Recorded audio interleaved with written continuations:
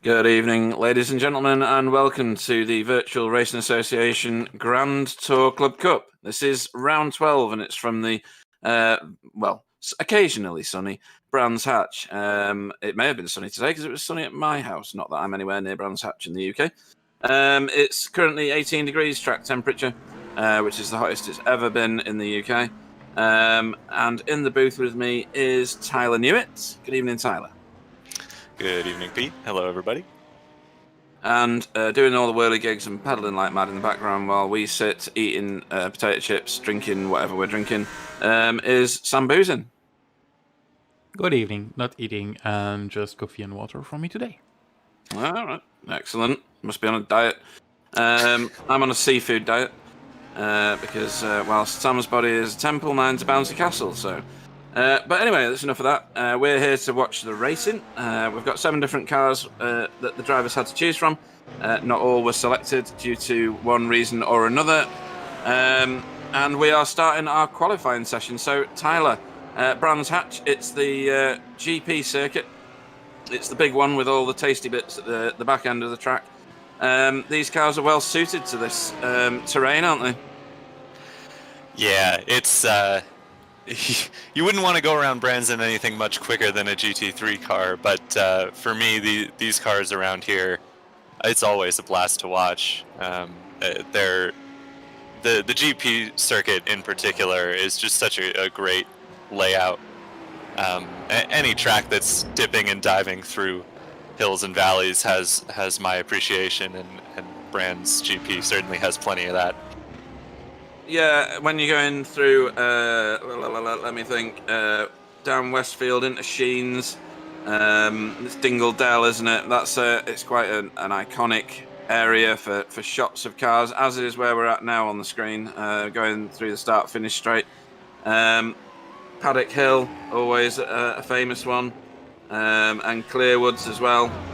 So there's lots of iconic, and they are very technical turns, these, aren't they? It's not a simple track, really.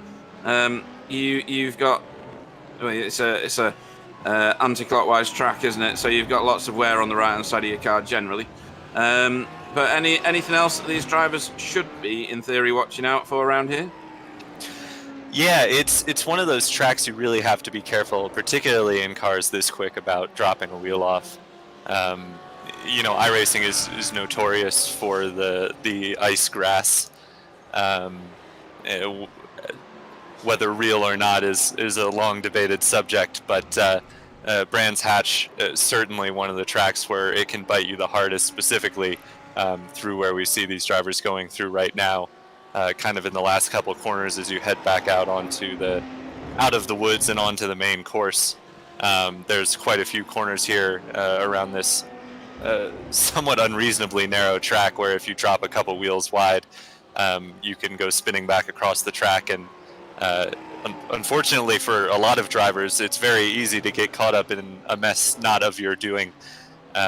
It seems to be one of those tracks that makes a habit of sending cars back across the track when they have trouble, rather than the self-clearing variety of wrecks. So very easy to get caught up in somebody else's mess. So to be honest, to have a successful race at Brands Hatch requires more than a little bit of luck, I would say. Yeah, I'd agree with that. And you're right, this is a narrow track. I think it was made for racing push bikes, so they didn't need it very wide when they originally made it, and not used to the unbelievable widths of cars like Lamborghinis, and particularly the BMW, ugly as it is.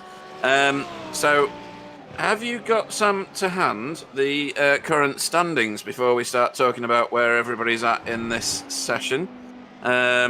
With, at the minute, Ben Tusting top in the pile, but he wasn't in the practice session that we saw just earlier. So in terms of the Pro Championship, these are the cars that you'll see on your screen with the light blue or cyan name marker. We've got Chris Shaw at the top of the pile at the moment. There's Carl Hardy in his inclusive car, decides to bin it. Ty Simons in second place. He was top of the timing tower in the practice session earlier. Martin Verschluven in third.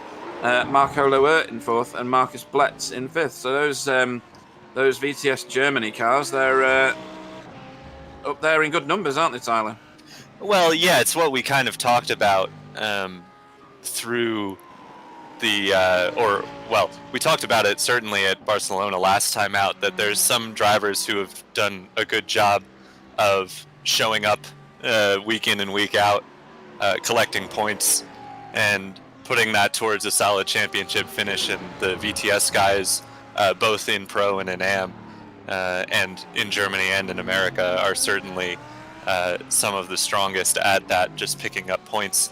I know it's been a tough couple of races for Jeremiah McClintock, who is still, I believe, in the hunt for the AM championship, which I assume we'll see in a little bit here. But yeah, as far as efficient points collecting goes, I think the VTS guys are pretty stellar at it.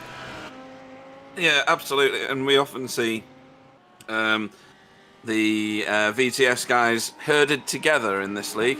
They don't seem to be able to separate themselves too much across the track. I think they're all very similarly skilled, VTS Germany, VTS USA. But no real surprises in the standings. There was Chris Shaw has shown himself to be a consistent finisher. Ben Tusting, etc. Ty Simons, Martin Beschluven, Jamie Wilson when he actually shows up. AAA, he had a bad time last time, didn't he? As I remember, there was something going on with him. So that's, I believe AAA had a tough early part of the race, and then played the strategy right, but I think got shuffled out towards the end. By some ambitious maneuvering, which we saw plenty of last time out. We did, and given the chat debacle that went on afterwards, I think the least said, the better about all that. Let's just get on with the racing and find our way forward, I suppose. One of the key protagonists in that won't be shown tonight. He's already mentioned that to me in a chat. So none of that will surface today, hopefully. So moving on to the AM Championship, if you would please, Sam. And at the top of this pile, we should have an Adam Wright. So he's sorting it out, isn't he? He's doing very well. And Ben Cullen in second place with Jezza McClintock in third, as you were mentioning. There is almost nothing between those drivers, those two drivers anyway. Then we've got Kevin De Winter, who seems to stealth his way to the top, and rounding the top five out is Stefan Goebel. There's a bit of shuffling going on in this AM, isn't there? Yeah, it's kind of been those top three for at least kind of the second half of the championship. They've separated themselves just a bit from the rest of the field. I believe it was Jeremiah who started the season strong and led early, but as we've mentioned a couple times now, a string of bad luck has helped Adam Wright escape to a somewhat sizable points lead heading into this final round. It's going to be pretty tough to unseat Adam from that AM class lead, but Ben has been, he was the quickest AM car in practice, I believe, and he's currently top of the pile in qualifying, so he'll be doing what he can to try and unseat his not current teammate in this series, but current teammate in other racing, Adam Wright. So should be interesting for sure, although I would say Adam's got a pretty handy grasp on it. Yeah, and Barry Van Englenhoven in sixth place is followed up by the whole of the Result Clothing team. So Jacob LeBrun, Roger Morton, Carl Hardy, Frank T. Bosch, Ralph Cullinan, all stacked up in there, and all showing that they clearly practice together and are similarly talented, if you know what I mean. So yeah, they're often on the same bit of track as well. And then in the teams championship, do you have that to hand, Sam? He does. So VTS Germany Black, who we were discussing just momentarily before, are top of that pile. Dutchies Esports in second, Paceworks in third. Now that surprises me because they often feature quite heavily individually at the top end of the standings at the end of races. And then BSTV Esports and Team Chimera. Yeah, don't forget, Pete, of course, that each team only has 2 drivers designated to it. You can see Paceworks Esports yellow and Paceworks Esports black down towards the bottom of that list. So while yes, Paceworks does heavily feature towards the front of the field, it's entirely dependent on which drivers are designated to which teams as to who is scoring the team points. It's I think it makes the team championship quite interesting, because you get some of the teams that are, maybe not the front runners in the drivers' championship, but have a couple of strong point scorers, like the VTS Germany Black team, showing themselves to be quite competent in the teams championship. Yeah, it shows how consistent they are in terms of being at the front, definitely.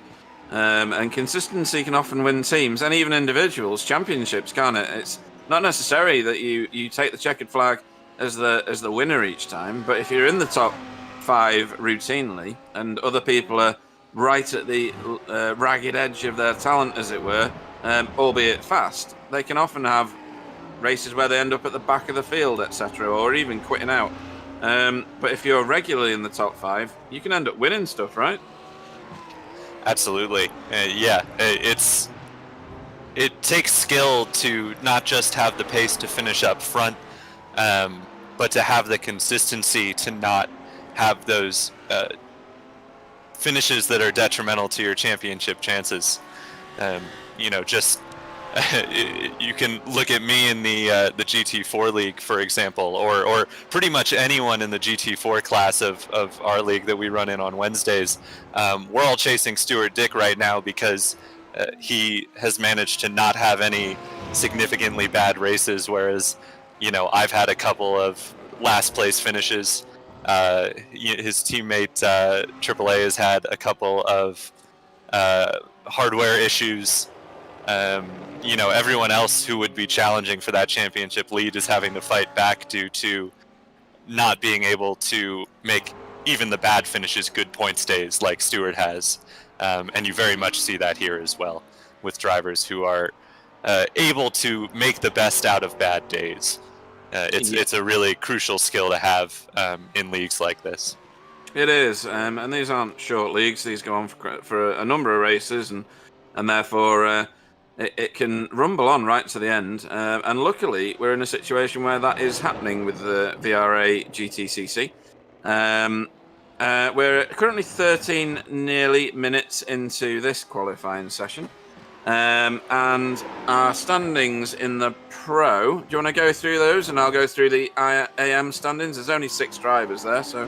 Sure, yes. Ben Tustin currently sitting atop the pile by almost a half-second clear of championship hopeful Tice Simons. Marcus Bletz currently leads the VTS Germany group. Always bragging rights up for grabs in that group, and currently Stefan Goebbels is sitting ahead of one of his pro class teammates at the moment in 4th overall, but Marco Lewert is 4th in pro, 5th overall. Chris Shaw, the current championship leader, 6th overall and 5th in pro, and a couple spots behind him is Martin Verschluven, who is 8th overall and 6th place in pro. A couple of pro drivers have not set a lap time yet, but are in the session. That's Roy Verveek and AAA. Okay, and the AM standings, as Tyler just pointed out, Stefan Goebbels is currently in 4th place overall, 1st in AM. That's Adam Robinson that we're following around. Adam Robinson? Paul Robinson. I'm looking at the A at the front of his name, making up names now, apparently. Such is my pleasure. In 2nd place at the minute, so the standings are clearly upside down. Ben Cullen, or Send Cullen, as he's affectionately known, is in 2nd at the moment, 7th overall. Paul Robinson, that's Paul, reminding myself of that, is 3rd in AM and 9th overall. And then Jeremiah McClintock chasing the championship in 10th and 4th in his class. And Jacob Lebrun rounds out the top 5. All names we're used to seeing, but Adam Wright, who is literally top of the championship at the moment, in 6th at the moment, not on track as far as I know, and possibly tinkering with his setup. I still like those VTS Lamborghinis. I think it's quite a clever paint scheme that they've got on board. It'll be good to do a lot because with someone, Sam, because the stash apparently is still at Daytona. They can't get him off the track. So here we are with Ben Tusting. We should get a fast lap, seeing as he is top of the pile at the moment. Into Paddock Hill Bend and up towards Druids. Scrub off early speed for this second gear corner. Don't get too on the gas too early there, because you can get a bit of wheel spin as you come down into this fairly tight left-hander, but there's loads of runoff to be taken there. It's almost criminal. It's definitely something that Clyde would have something to say. Then we turn up the hill here at Surtees, and then onto this straight underneath the bridge here, there's a pedestrian bridge, and into Hawthorne. This is a very fast, usually fifth gear around here, maybe fourth if you start to lose it. Through past Derek Minster Straight and into Westfield. Then we dive down Dingle Dell here. He's got a bit of traffic coming up, which shows how fast he's going. And tuck through Sheens into Stirling's here, which is usually a second or third gear corner, depending on what car you're driving. There's a car binned it on the right there. He'll get a bit of a tow off this Dutchie's car before he turns into Clark's. And then he'll be on it on Brabham Straight here, trying to maximise the speed that he can carry. And that, as he pulls it up, is a lap of Brands Hatch. It was quite an effective one at that. Any of those corners stand out in your mind as being places where you enjoy racing, Tyler, or enjoy binning it? Pretty much all of them, to be honest. I'm a big fan of Brands Hatch, especially the GP portion. I am just a fan of commitment corners, you know, the ones that take a certain amount of trust in practice, knowing what your car can do, and just kind of sending it and hoping for the best. Those are probably my favorite kind of corners, and there's pretty much every corner on the back half of this track is like that. So I was going to say, you've just described everything from Hawthorns onwards. Yes, yeah, exactly. So it's a lot of fun around Brands. It can be a bit tough as far as the racing goes.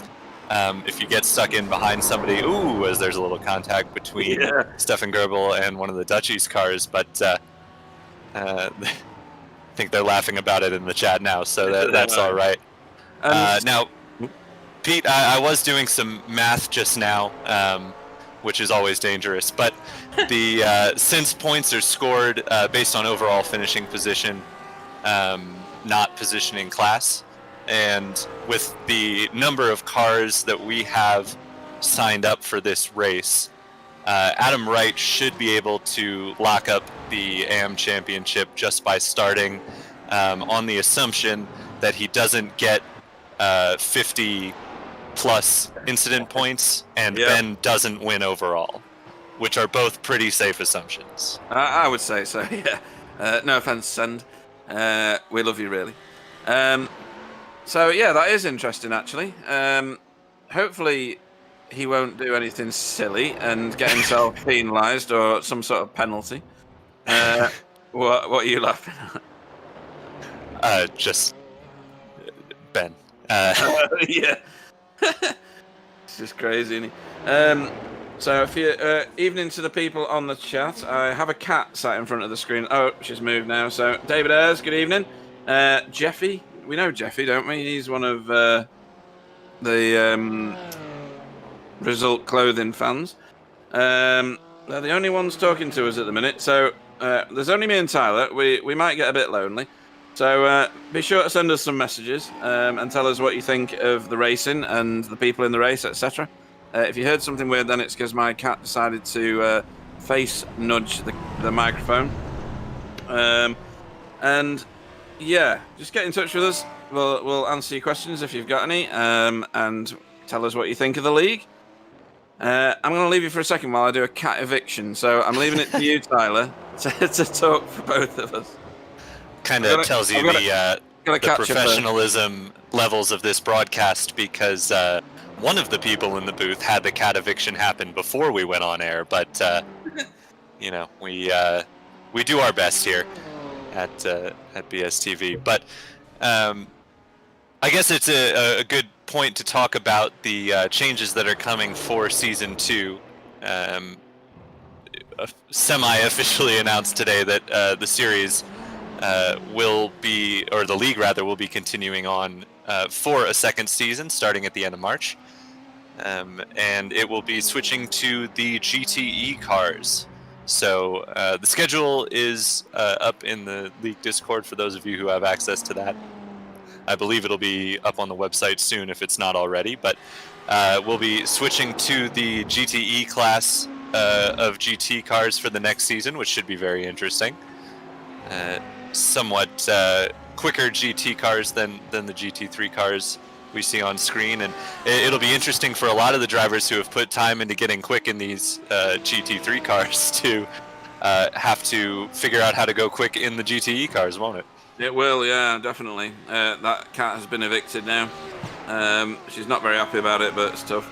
Yeah, it'll be an adjustment. The GTE cars, because I race them with Gary Craig regularly, are a bit beastly, to be honest. They're like wild, rampant tigers and quite hard to master. Saying that, I generally... which one do I generally race? I generally race the Corvette. Yes. Yeah. And it's the Porsche that seems to be the dominant car at the moment, with the BMW sat slightly behind it in terms of performance and top speed. The Corvette at the minute is the struggling car, in my opinion. Do you race the GTEs much?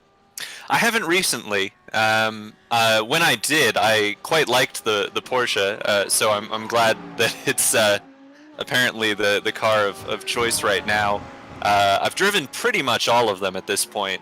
The most recent GTE test I did, which was just a bit of seeing kind of how everything had been balanced for a broadcast.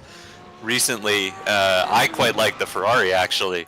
I thought that was one of the more fun ones to drive. But yeah, I'm partial to the Porsche historically, but have driven all of them, and they're all, as you said, a bit of a handful.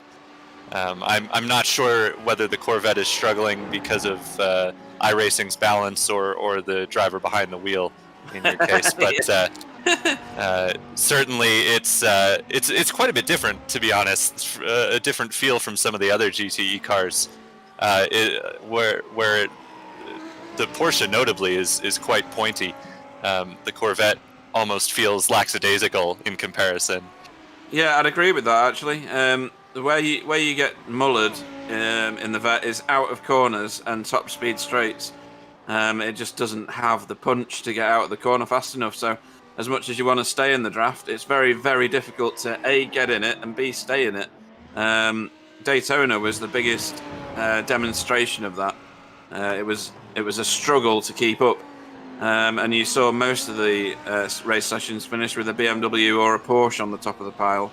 The Ford, though, has shown its face quite a lot recently. So I don't know whether there's a balance of performance been done on the Ford, but it's very competitive at the moment. Yeah, the Ford was always competitive, was my understanding. It was just always the most challenging to drive and to drive quickly.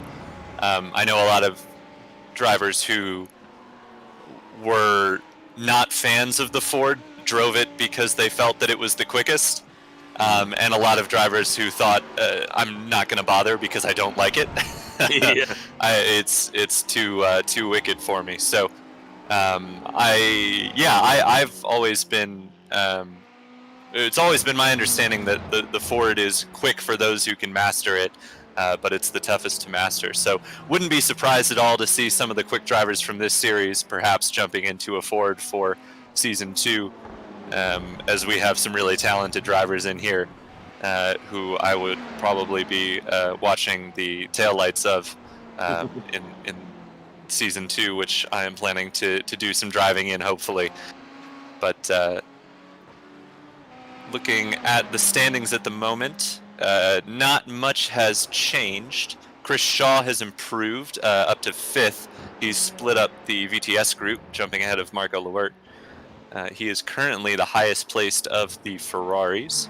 A couple of Audis top the board ahead of a couple of Lamborghinis. Highest placed BMW at the moment is Send Cullen in second in AM and 8th overall. Adam Wright's improved in his McLaren just behind him to 9th place. So those two clearly the top of the AM pile is confluencing towards the end of this qualifying session. Though Jeremiah McClintock still a couple spots down from those two in his Lamborghini. Also in a VTS sandwich, actually, with a couple of his teammates both ahead of and behind him in their Lamborghinis. So teams clumped together, as is the kind of gold standard for this series. This is not the usual ride for Baz Sluter, is it? He's typically in a Ferrari, I believe. I think you registered in the wrong car, because I had no idea of anything. or maybe he asked Clyde to change car, and Clyde has not done his job, as usual. Yeah. Hello in the chat to Ben, who has said that Pete's cat should have stayed because it probably would have done a better job. That's harsh, isn't it, really? Well, you could say the same for his driving, couldn't you? So. Oh dear, funny stuff. And no, David Ayres, there's no Bill tonight. He's sustained an injury. I gather he was bungee jumping or something. Such is Bill's way, and won't be with us for this evening. So we wish Bill well in his convalescence. And a big shout out to, hang on, let me get his name right before I mess this one up. To James Stannard from Galston Age 10. He is apparently our biggest fan at BSTB. He likes our streams and is associated with Cal Hardy and the Result guys. So I don't know whether there's any other fans that are 10 years old or better, but hopefully you can drive better than some of these guys on here at the minute. Because in fact, Pete, that's Jeffy on the chat. So. Oh, is it? Ah, well, in that case, good evening. Hope you enjoy it. And to answer David's question, no, it was not trying to lift one of Carl's pies. It was just the weight of carrying the broadcast that has unfortunately injured Bill. But he will be back soon, I'm sure. Yeah, that's a good one. I like that. He's got a lot of responsibility to carry. Oh dear. At least the names challenge isn't quite as bad as in ISRC with this one. But are we expecting Ben Tusting to run away with this one, do you think? He's only 3/10. I say that, only 3/10. That's quite a long time in a GT3 car, isn't it? Ahead of Ty Simons here. What do you think? Is he going to just do one? I mean, when have we ever known anyone in this league to run away with something? Yeah, that's a good point. I can't imagine Tice is going to settle for second, even if it's enough points to net him a championship. I'm sure he would want to win as the, I believe, lone Paceworks entry in this race. We've seen a bit of a dropout just for this final round of the Paceworks drivers. But Tice still carrying their championship hopes, and I think he'll want to win this race. Whether he can stick close enough to Ben Tusting to keep him under pressure and make a move happen, that I don't know, but I would find it hard to believe that Ben Tusting is just going to be able to run away with this one. Oh, I agree with you, and I hadn't noticed that it was only the one Paceworks car, and that is absolutely correct. Which is unusual because, well, I say unusual, not entirely unexpected given what happened last week, but at the beginning of the season they were everywhere. If you remember, every other car was Paceworks or VTS. They were quite the presence, and then a few other drivers have joined since. Ralph Cullinan there, who is a work guard by Result driver, I think anyway. He's got a different livery on at the moment for that McLaren. Yeah, is it time for our weekly appreciation of Ralph's McLaren livery? Because it just looks so sharp, doesn't it? Yeah. I mean, whoever designed it is right on it. Yep. All of it's absolutely fantastic. I like the fact that it says move over in reverse on the front and moving over on the back, not really. So, yeah, nice car. There we go. Fire, always good. Bill's not here to appreciate it. Maybe he's watching. But any car where fire comes out of the back has to be the best car in the field. I like the look of this car as well. It's got that. I don't say it, but it's got like a 1980s chic feel to it. You know, the Lamborghinis of that era, not the Countach 5000, of course, which was chiseled out of concrete. There's the slow-mo. Thank you, Sam. Oh, nice work, Sam. Lovely car, though, isn't it? It really is. Yeah, I think the best-looking GT3 car of them all was the successor to this car, the 650? Yes. S, yeah. The one between the current one and this one, because now they have the 720, which looks a bit like a catfish in the front. But the 650 was a slight change from the MP4, and it looked super sharp. But the MP4 is a great looking car as well, and hopefully it goes well around Bathurst in our hands. We've got I know a number of drivers from this series are running the Bathurst 12-hour as well. The VTS guys have been putting in a lot of practice, as have all of the result guys. All driving, I believe, Lamborghinis for that are the result guys, which is a bit interesting given most of them are in BMWs for this one. But should be interesting, should be fun. We're going to have quite a few BSTV esports teams in that one, so looking forward to it next weekend. Yeah, maybe they just looked at the front of the BMW finally and went, ugh. So, anyway, that does look like the end of qualifying. There's a few seconds to tick down before we get the official times through, just in case there's any penalties knocking about in there that haven't been properly picked up by SDK. Not that would ever happen. So we've got a 26-car field tonight. Lots of result cars in here, so thanks for their contribution to the popular grid.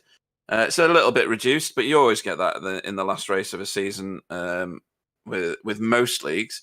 So don't be too surprised by that. Season 2 will be absolutely rammed to the gunnels, like this one was at the start. I'm sure Clyde will possibly do a media day, although he probably doesn't need to for this one. So here we go. Tyler, shall we make our way through this grid? I'll let you kick us off. All right. Ben Tusting is your overall pole sitter for Team Chimera. Strong runs the last couple of weeks for him, so he continues that show of pace. Tice Simons will start in second, trying to get enough of a gap between himself and Chris Shaw to seal off that championship. Marcus Bletz leads the VTS charge in third. Stefan Goebel, the highest of the AM drivers, also a VTS member. He will start in fourth. Chris Shaw lines up fifth alongside Marco Lewert, the last member of the Germany branch of VTS. Martin Versluven will start in seventh for Dutchies, next to Sen Cullen, who rolls off the grid in eighth for Northern Lights Racing. Adam Wright will start in ninth for BSTV Esports, next to the highest of the VTS USA drivers, Paul Robinson. Roy Verveek starts in 11th, next to Abdul Al-Emery. Okay, 13th, once it trips over, because I don't want to get any wrong, is Jez McClintock with the other VTS USA black car. 14th is Jacob LeBrun for VTS USA yellow. Don't know what I was doing with that one. Baz Sluter goes off 15th for Dutchies Gaming. Carl Hardy off 16th for Result Headwear. He's just saying good luck to everybody on the chat now, but you can't hear it, but we can. Jamie Jeffrey for CCR goes off 17th. 18th is Frank T-Bosch for Result Spyro. Barry Van Englenhoven goes off 19th for Dutchies Esports. Ralph Cullinan off 20th for Work Guard by Result. Mark Heron off 21st for Asymmetric. Anthony Jacobson off 22nd for Result Headwear. Simon Chester off 23rd for Northern Lights Racing. Roger Morton will go off 24th for Safeguard by Result, and there's a few more to follow. And that's Larry DeLonge in 25th for Dutchies Esports, and Alan Toon for Safeguard by Result will bring up the rear of the field. This is Brands Hatch, so you get a nice full lap to enjoy on the outlap round here. Yeah, and they're quite spread out. Ben Tusting sticking right with the pace car, and Ty Simons not doing so. Roger, was that Alan Toon having some trouble, apparently? Alan's trying to find first gear.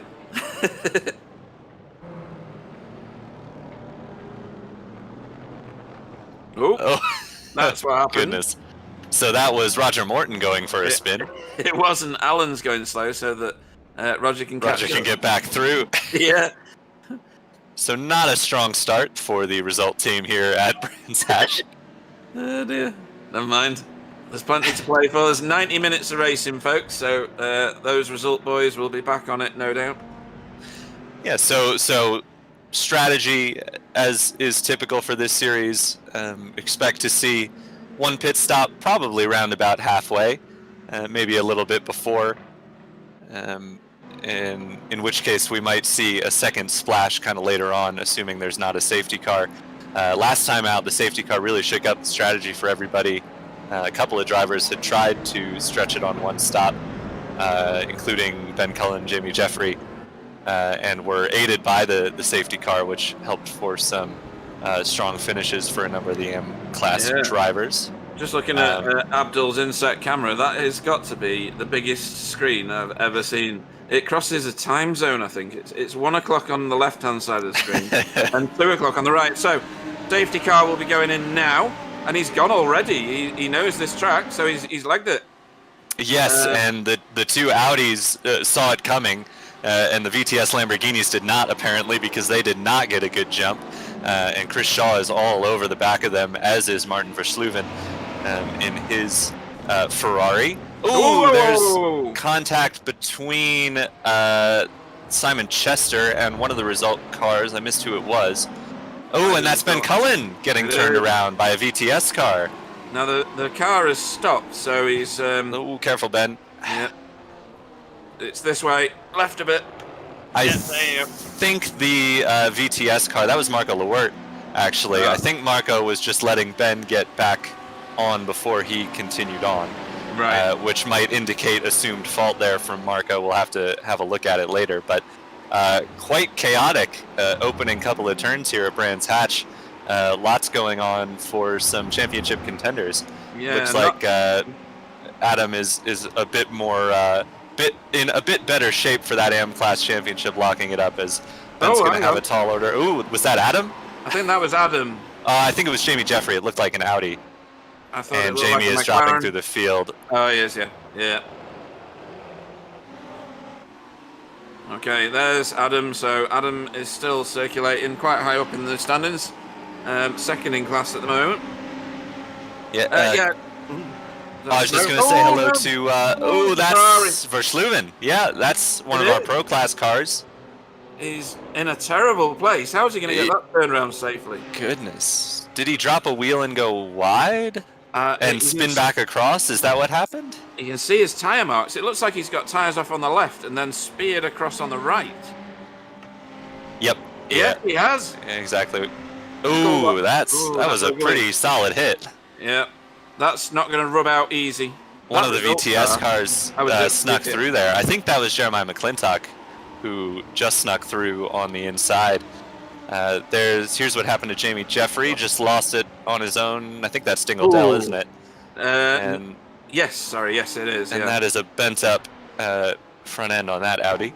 Yeah, he'll be boxing that, or he should do. Ooh, what's going on here? It was Ralph Cullinan who gave the assist to the result car, which took Simon Chester around in turn 1 down Paddock Hill. And here's what happened between Marco and Ben. Yeah, that's just Marco stepping on it out of the corner, and the Lamborghini going a bit wider than he anticipated, I think. Yep, and Ben's car was planted right in his way. Indeed it was. It's very rare I've seen a car like the Ferrari get turned all the way around facing the wrong way. At Clark's. Is that another car off there as well? So these offs are not entirely unexpected around Brands Hatch, are they? It's not the widest track in the world, so everybody's squeezed regardless of where they are. It's not totally surprising. It is a bit surprising with this group, to be honest, though. I feel as though, aside from last week at Barcelona, and which was mostly driver-on-driver contact, we've had a pretty clean run of it here. in this league. But I think that was Sam showing us that Paul Robinson has left the building, or is towing back to pit lane, one or the other. That is No, it was Van just his Englenhoven DK on out. Hardy. Was not trying to put Okay. everything up on screen. Just as Gotcha. Well, yeah. Paul Robinson is currently not on track, so something has happened there. Yeah, he's greyed out at the minute. Yeah, so he must have towed back to pit lane because he Yeah, is he- going again now. Reappeared, yeah. Down at the bottom there with Jamie Jeffrey. Oh, no. Yeah, that was up in behind Adam Wright, so he was pretty high up the order because Adam's currently 5th overall. Yep. That's quite a big positional loss for Paul Robinson. Yes. Yeah, he's now 2nd to last, only Simon Chester behind him. Oh, he had a second Is spin. that second? Oh, Yeah. dear. I think he was trying to get it back to pit lane with the damage. I would imagine that Lamborghini is pretty hard to control right now. Yeah, I always find that in the GTE cars, if you get any damage, you're better off just pitting it, regardless of how many positions you're going to lose, because it will lead to more crashes. Absolutely. You know, it wasn't the strongest of qualifying efforts for AAA or Roy Vervaeke for that matter, but they've found themselves knocking on the door of a top 5 already. Yeah, I know. Just by capitalizing on others' misfortune at the moment. Yeah, and the two at the front, just in case you're wondering, Ben Tusting hasn't managed to drop Tice Simons, less than half a second behind, and possibly happy to sit there. Yeah. No rush at the minute, is there, Tyler? No, and the good news for Chris Shaw is that he's survived the opening lap's chaos. And if he can clear Stefan Goebel, he'll be in one spot behind Tice Simons, which doesn't seal the championship up for him. There's still bonus points to play for, and incident points, which can certainly pull away. But with a 19-point gap, essentially a couple of spots is pretty comfortable. So the way the points are scored, if we look at the top few positions, it's 300 points for first, 290 for second, 280 for third, and 270 for fourth, 260 for fifth. So the top 10 spots all separated by 10 points. So as it stands right now, ignoring bonus and penalty points, Tice would have a 1-point advantage over Chris Shaw. Obviously, we can't ignore bonus and penalty points because they're going to factor into this, but that's just the rough idea.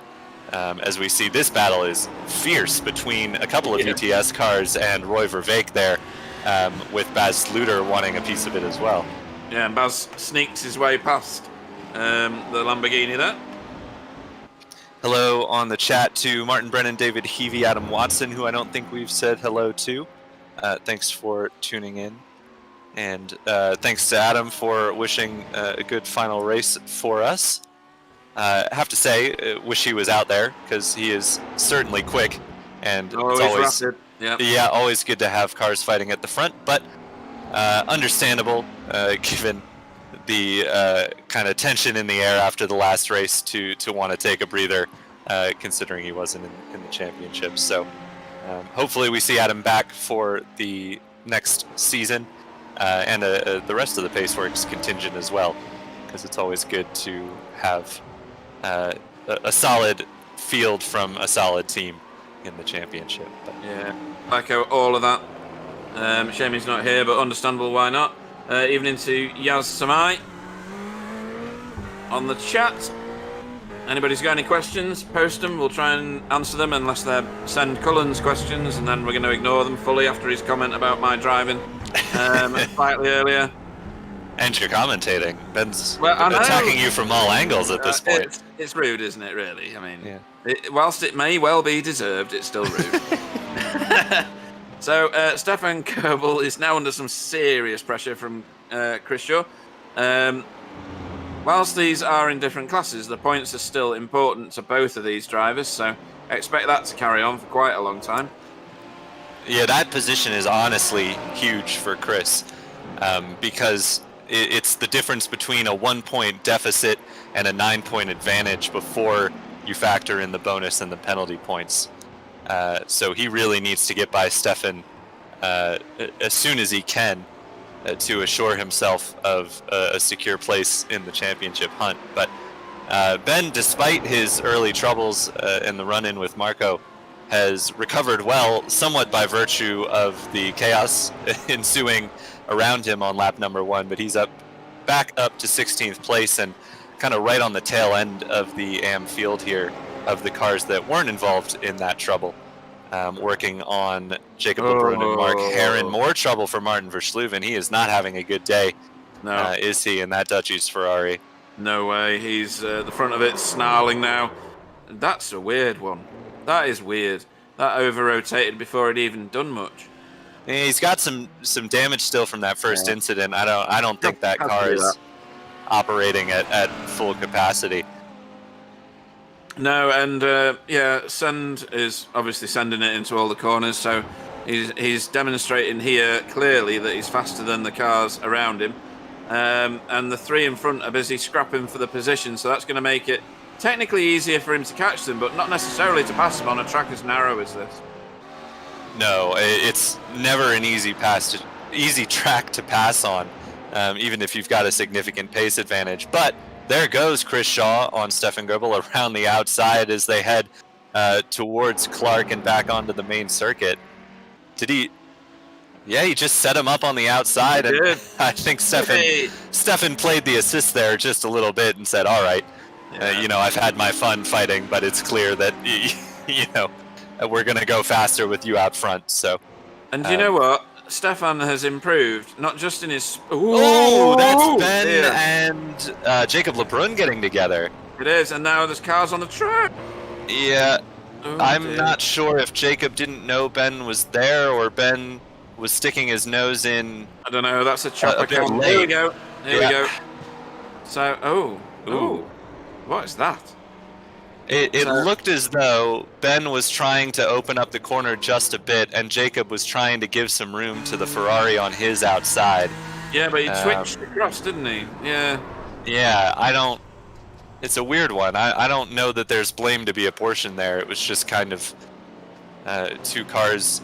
I mean, certainly if I were Ben, I would have backed out of that, but he's also trying to make up ground from his early troubles. So yeah, I don't think there would have been time to back out of that. I mean, from his camera perspective, just then it looked like the track was free for him, and then it suddenly wasn't. So I don't think there was much he could have done. Not that I like saying that about Ben. Really, I just want to say it's all his fault. But this time it doesn't wash like that. Yaz has asked us a very poignant question. How does he go fast?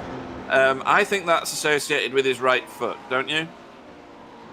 Generally, yeah, that's the way to do it. You generally want to step on the fast pedal as much as possible in order to go fast. Wait, so the right foot needs to go on the fast pedal, not shooting in the computer? Yeah. Oh, right, okay. Yeah. Shame that Carl Hardy and Jamie Jeffrey have just been cursed in equal measure by Stacey. Oh, good evening, Stacey. How are you doing? Yeah, and as I was saying, Yaz has just reminded me, Stefan Goebel has improved immensely. Not just in his speed, but in his racecraft. He now seems to be more aware of when he needs to not be involved in something, if that makes sense. Because you choose your battles, don't you? I choose mine terribly. That's a result car off. I think that was Frank T-Bosch, potentially. All right. It was one of the kind of lapped cars. Oh, it was Alan Toon. Oh, okay. Alan Toon. Yeah, it was one of the result cars who's already had some trouble today. He was off the road, but I was going to say regarding Stefan, just from my experience in racing him in the GT4s, he was someone, as Paul Robinson, having more trouble. Yeah. Somewhat similar to what we saw happen to Martin Versluven, though he managed to keep it out of the wall, did Paul. Yeah. Stefan started the season off with pace over a single lap, but he was really having some trouble putting it together over the course of the race. But in the second half of the season, it's like a light switch is flipped. And he, between this league and the GT4 league, has just, I don't know if he's just putting in mass amounts of practice laps with the VTS guys. Certainly anytime I see any of them in a practice session, he's there. but he has just figured out what he needed to do to find that consistency. And that's honestly, that's what I'd say for a lot of the drivers who come into the any of our leagues, really, who are, you know, struggling to put a race together, is that it's a lot easier to find consistency than it is to find pace.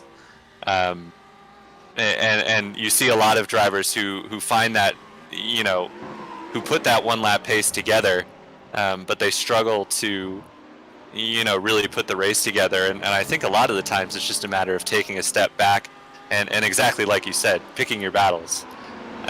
You know, is this someone I fight with right now, or is this someone I follow around and use their toe to an advantage to kind of pull me forward through the field? And I think that's a lot of times what it takes for some of these drivers to work their way towards the front of the field. And it's been really impressive to see the way that Stefan has stepped up just these last couple months, really.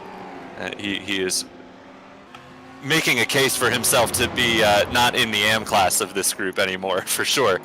Certainly, he's with the quick guys in the GT4s now. That's Roger Morton, and more trouble for Marco Lawart. And there's Jamie Jeffrey just sneaking through. Yep, freebie for Jamie Jeffrey. So what happened here then? Oh, right. So Roger's lost it on his own and then collected Marco as part of that. I was going to say, AAA's got a bent-up rear wing. I don't remember him having incidents. No, it could have been. I think it's pretty easy for that to happen. And he was in quite a bit of battles pretty much through this whole race, working his way forward. Although, I say that, he is further down than he was. He was fighting at the back end of the top 5 earlier on. And he is suddenly back in 13th. I don't know if we saw that, Sam, and forgot about it because we were talking about Stefan, or something else happened there. But yeah, that's unfortunate for AAA. I'm not sure what happened there. What are we watching here? What happened to AAA, I believe? Well, we got a nice view of a grassy hill, of which there are plenty at Brands Hatch.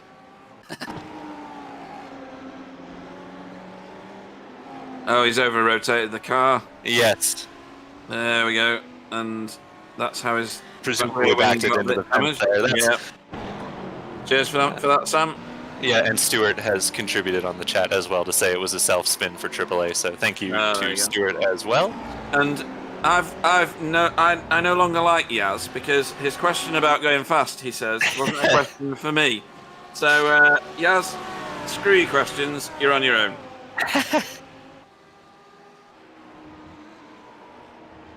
Yaz has been very kind and messaged me after my last couple of wins in the GT4 series. As trouble for Mark Herron, where was that? That was the same place that AAA lost it. Well, a bit further up the road. It was. That was wildly off the track. Oh, that's violent. Yeah, was he like looking down at his black box and maybe forgot about the curve in the track there? Because that's a bit strange. Yeah, hardware. Because he's turning, you know, he's making the corner somewhat, but. Oh, it's good that he's got it in a slow-mo. You, Sam? Yeah, that's big trouble for Mark Herron. I was Mark Herron's big trouble the other day. Where was I racing? I don't even remember. Interlagos. Oh, yeah, Interlagos. So. It's a shame. I think I like Mark Herron's take on the asymmetric livery the best, the blue and red and white. Really nice, isn't it?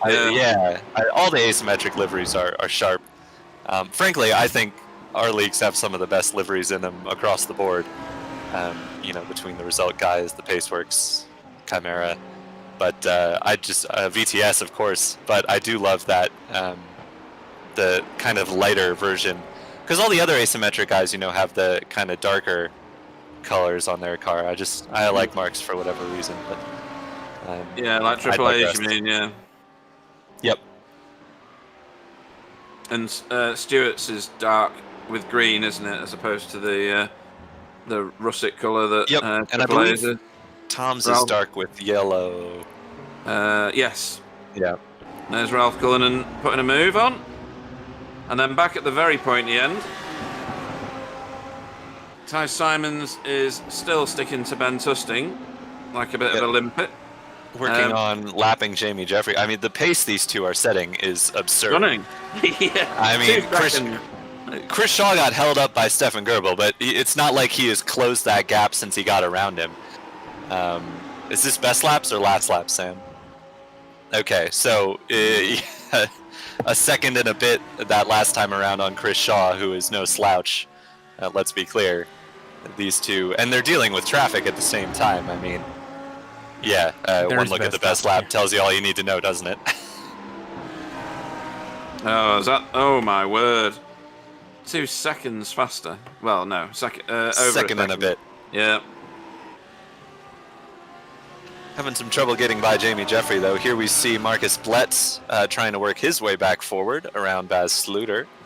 Yeah, he's going to get this done, I think, because he's got the right line for the corner. Yes, I believe you're right.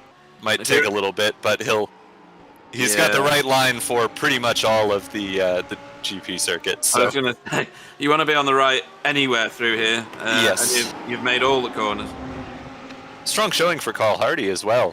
He is up in the top 10 overall, 5th in AM at the moment. He's another one of those who has kind of avoided the chaos and just had a strong, quiet run. Yep, Roy Verwerk is staying up there as well. He started a bit lower down, didn't he? Oh, dear. Anthony Jacobson. Yeah, hopefully he gets off the racing line there. Not been a good day for the result BMWs, I tell you what. Maybe that's Carl's secret, switching to the Lamborghini, and just lost it on his own there. Yeah, it's easy to over-rotate that corner as well. Yep.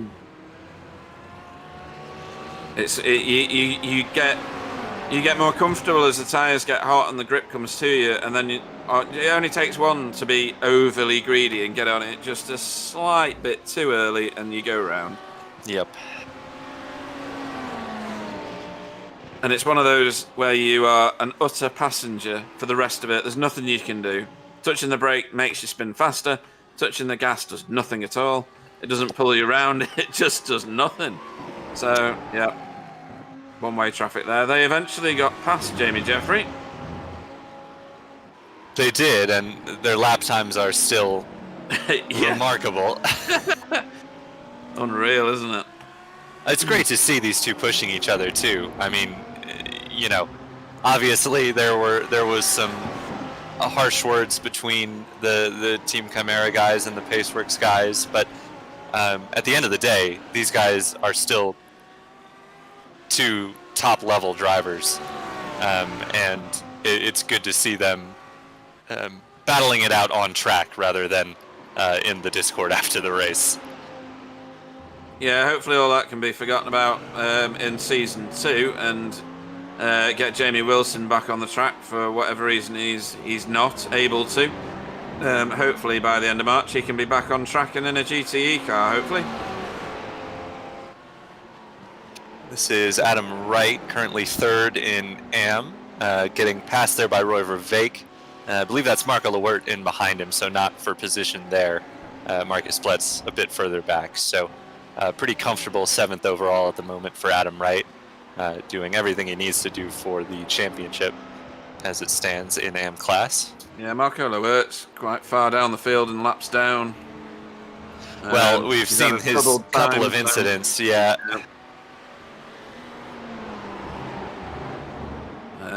Yeah, and Adam Wright doing a fantastic job. 3rd in class, 7th overall.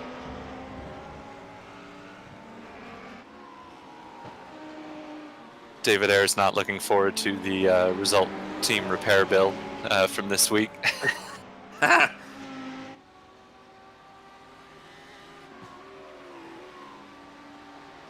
think they were trying to redesign the fronts of their cars to be more more appealing. Visually appealing, yeah.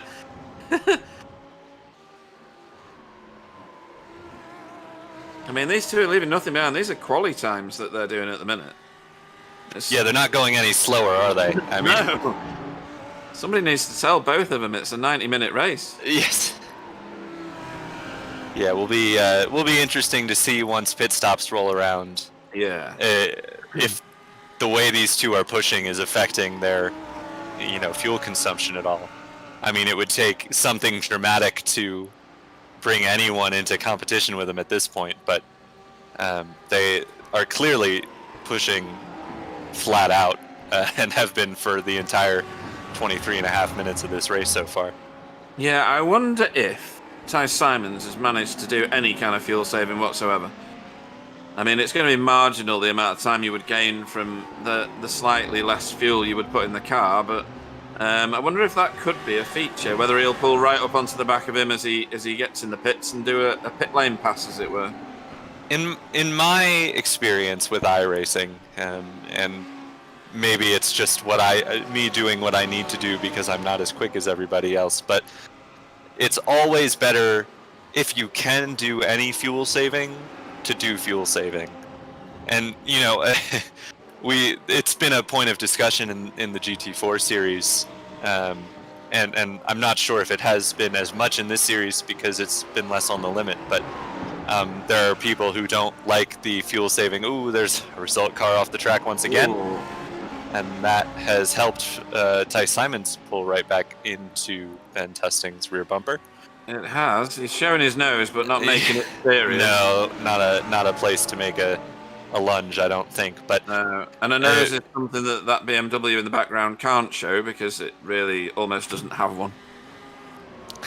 But the point I was trying to make is, I've gotten pretty comfortable with fuel saving over my years on iRacing, and I've had people ask me after some of the recent GT4 races kind of how I do it, and it's the classic meme, my secret is I'm always fuel saving. It's just it's something that I got into the habit of really early on. It's just the way I drive, to be honest, where if I'm coming up to a corner and I'm tucked right in behind somebody, why not give it a little lift? You're not going to lose anything. I'm not always fuel saving enough to save a pit stop because that would be pretty ridiculous. But like you said, Pete, you don't gain a ton of time in the pits just from fuel saving. But over the course of an hour and a half race, I mean, it's, even just minor little lifts here and there, you could save 1-2 seconds on your pit stop. Mm-hmm. And in a battle like we're seeing between can you imagine if Ty Simons got a 2-second jump on Ben Tusting? I know, it'd be massive. I mean, it would be substantial. They're so closely matched in terms of pace. So everyone who wants to know my fuel saving strategy, there you go. It's just always be fuel saving. My YouTube has lost the stream. That's not stopped the stream, has it? I'm still seeing it on YouTube and on my computer. So, and I think Gav is still seeing it because he's asking questions in the chat. So yeah, I'll reload it. Hey, I've got it back. That's fine. Has something happened to Adam? Right. If there has, I didn't see it. I didn't think he was that close in behind Stefan and Jeremiah, but I could be wrong. At one time he kind of was, but I think they've just nailed the last few laps. Yeah, and they've been battling Adam, Jeremiah, Roy, Marcus. They've all been a bit together fighting. And Adam's actually gotten back ahead of Roy. Yes. Now that you mention it. Stefan is faster, basically. Yes. That's the point. Yeah, I think Stefan's had the pace of his pro class teammates this week. Yeah. For sure. I mean, those VTS guys, like we've said, Stefan has improved leaps and bounds, but they just put in the work. I mean, they practice so much. It's kind of what you need to do, isn't it? It's really helped, and you can see it with Stefan and Jeremiah, Marcus all up there. Certainly Marco would be if he hadn't had his issues. And then, of course, Paul Robinson has had trouble today, but even their AM class guys are near the top of the AM field, so it's a team of quick, well-practiced drivers, which is always something you need to look out for if you're racing against them, which I am unfortunate enough to have to go up against them in quite a few different leagues. So.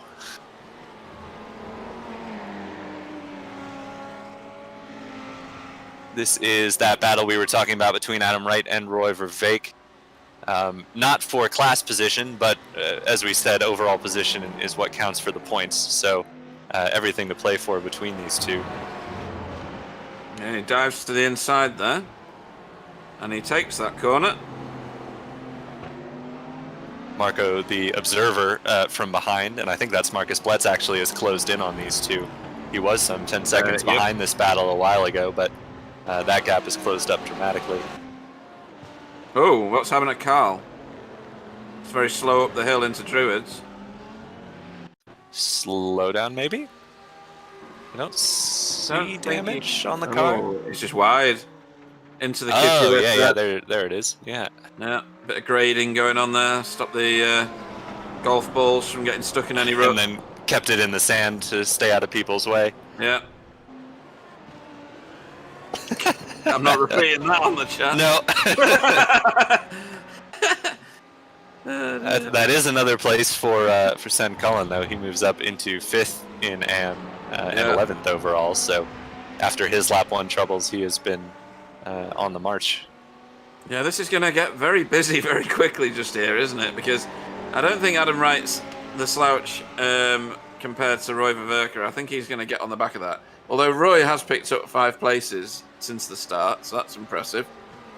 I think those 3 are all about the same pace, or at least Marco doesn't want to interfere with this battle, but I think Marcus is quicker than these two, because he has reeled them in dramatically. So it'll be interesting to see if Marcus is able to work his way through this battle with any sort of pace. AAA in behind him is still some 7 seconds back and hasn't quite had the pace that Marcus has had, so it might take him a little bit to catch up to this group, but certainly interesting that the pro class cars are sort of finding their way back towards the front after being scattered amongst the AM cars early on in this race.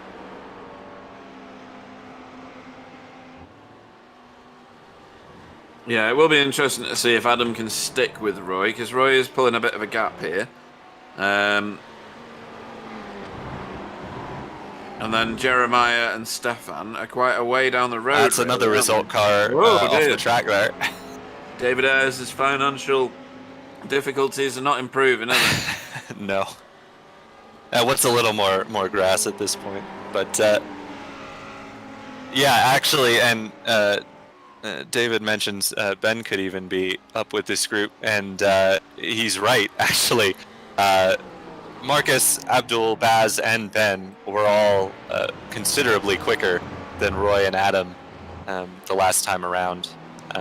Although this time they've gone through, Roy and Adam have stepped up their pace a little bit, I guess because they're not battling hand and fist. But here is Marcus Bletz trying to improve his position. Yeah, he's got a free pass on his teammate because he let him go a minute ago. Obviously, he's a lap down.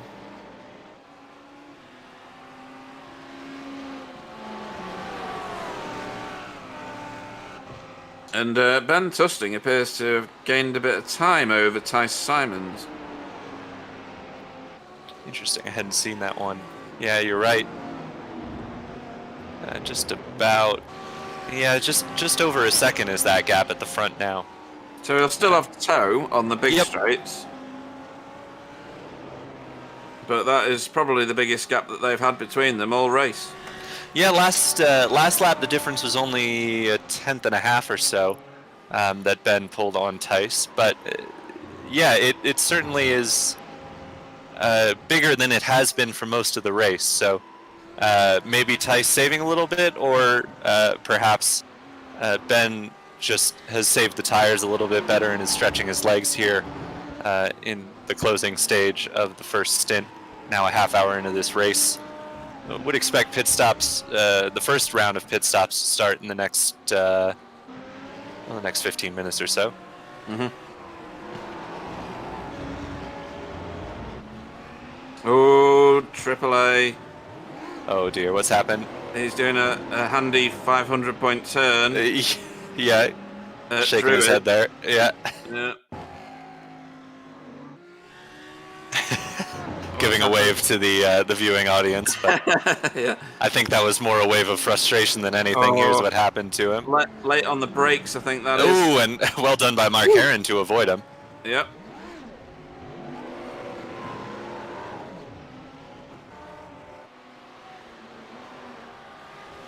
Yeah, there is the gap between Ben Tusting and Tice Simons, so just grown a little bit, kind of every lap. It wasn't one big gap that Ben stretched out. No, last time around, Tice actually closed a 10th, so now what's going on here between Marcus and Adam?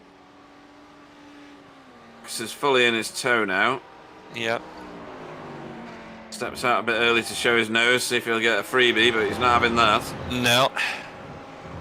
Druids is the next choice. And there it goes. Yeah, it seemed a bit inevitable.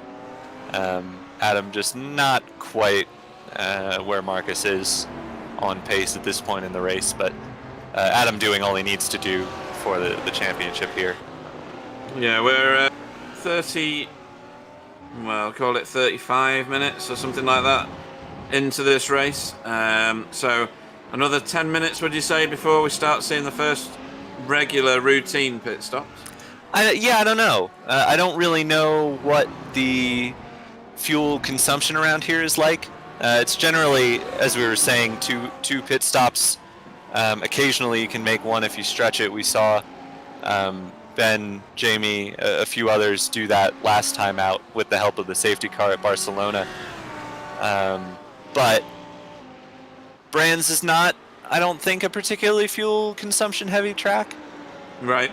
And it's a pretty quick lap. So, yeah, I would say, well, AAA's made a pit stop, and I don't know if that's scheduled or not. I would assume that's to repair the damage from his incident. And it was a 47 second stop, so that's longer than we would expect, although he could have just been taking tires, which certainly lengthens the pit stop. But it, yeah, I would say, as we've got Ralph Cullinan in and Ben Tusting in. So to answer your question, Pete, pit stops will start round about minute 35. I would expect. It seems about when these cars would need to stop for fuel. Yeah, by and the my lap before Ben calculations. did the fastest lap of the race with 1:21.75. Gotcha. So Ben definitely committed to a two-stop strategy here, which is not all surprising. Ralph Cullinan as well. Anybody in? Ben, Ooh, Ben. Watch out for reversing. I think he was reversing off of the track there. Oh, and Mark Heron's done the same. Oh. Somebody oiled the track. Yeah. Very strange. So this is Ben's one. In behind Baz Sluter. Oh, nice. Slow motion. Love it. Uphill. Over rotating. Oh, that's just stylish in slow motion. I think I remember somebody telling me the BMW was the most stable of the current GT3 cars, so not sure what that says about Ben, but he lost it there all on his own. Yep. But continues on undamaged, as opposed to Mark Heron, who got the wall pretty good for a second time today. Ooh, He's presumably already used his fast repair. Here is Tice having to cover off Ben Tusting. You can't stay out at this point. You can see on the map where Ben is. Oh, fantastic. Yeah, that's so Ben working his way through Dingle now, heading on to the main circuit. Now, how long was Ben's pit stop? It was 21 seconds. Tice currently... I think Tice might come out ahead here. If he doesn't stop moving. Oh, but this is a long stop for Tice. So, almost 6 seconds more stopped in the stall for Tice Simons. So we were wondering if Tice was doing any fuel saving in behind Ben Tusting. The answer is no. He was not. Or if he did, he significantly overfilled that car. So that is by far the biggest gap we've seen out front all day. though currently it is Chris Shaw who sits ahead of both of these two, having yet to pit. You do wonder if Chris is going to try and stretch this as he's continuing on. There are quite a few cars who are still out on track, so as we suspected, the leader's clearly pushing their fuel as far as they could go. Now, I say this, I wonder if this isn't Ben taking his short pit stop first to try and get Tice out of his slipstream. Yeah, and could Ben have fueled less into the car? That's what I'm saying. Yeah. I'm wondering if he took his lighter fuel load, knowing it's going to be two stops, because everybody else besides him is clocking in at around 27, 28 seconds stopped in the box, where Ben was stopped for 21 seconds. So Ben has clearly done the math on what he needs to get to the end and is going to take his longer stop the second time around. Chris Shaw is in from the lead at 39 minutes, so certainly no way he's one-stopping this without the assistance of a safety car. Ben Cullen, as usual, stretching that fuel to its limit. He is still out on track without a pit stop. Marcus Bletz as well. DeLange and Jacobson have not stopped, nor has Roger Morton, nor has Alan Toon, but they are well down the order. So as far as the drivers in with a chance of making it on a one-stop, at the moment it is Bletz, Cullen, DeLange, and Jacobson.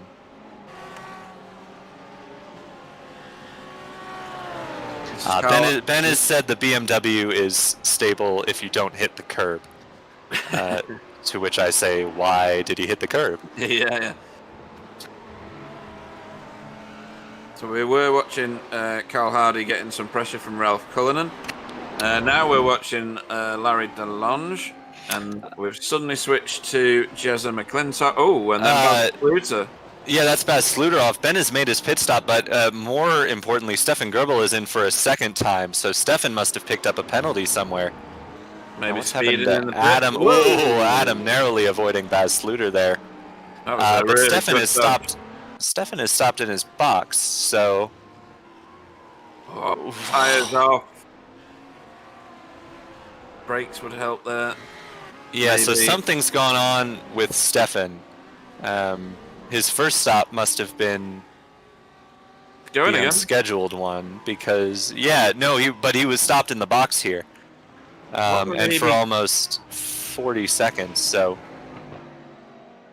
that is interesting.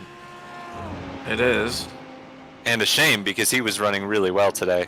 Yeah, I don't get that at all. So this was the first stop, and according to the timing, went in for 28 seconds the first time. 28 seconds? That's a thimble full of fuel, is it? No, 28 seconds is what everyone's been doing. Yeah, that's typical. But 41 for the next one is weird. Perhaps he had an incident on the outlap, came in for the faster pair and took tires? I don't know. We'll hopefully find out before the end of the race. If anybody knows, tell us on the chat.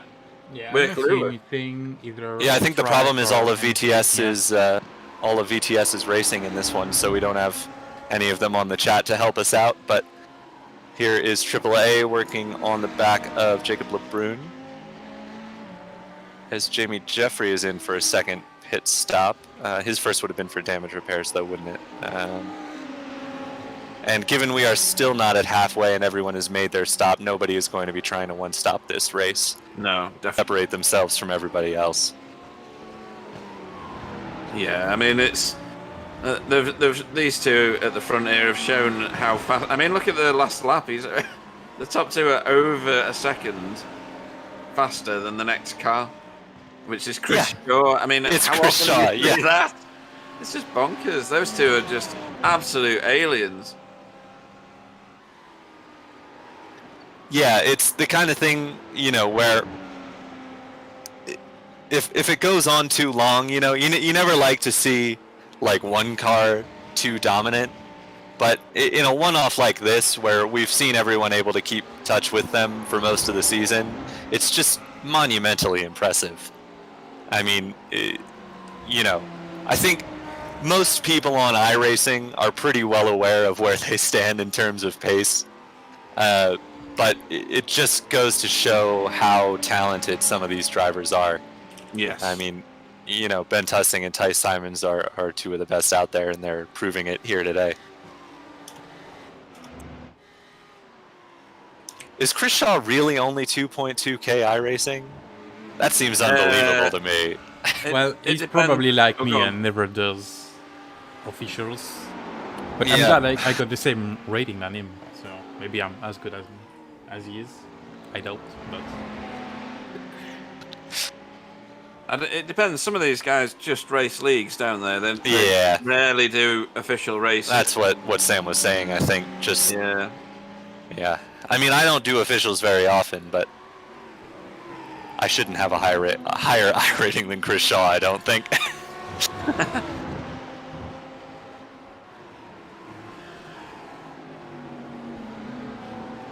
Bal Sluter sporting a brand new type of rear wing there. Oh, Ben's off again. Oh dear. So we're going to have to get BMW to design one of these things with Caterpillar tracks. Oh, it's the same corner as before, look, is it? Oh, but this time he was avoiding Martin Verschlumen. That's not an excuse. Oh dear. I've got to step aside for just a second, but sure. Pete, you have your opportunity to slag me off. Oh, right, excellent. Right, ta-ra. Yeah, I think that's the John Deere sponsored BMW there that Ben is driving.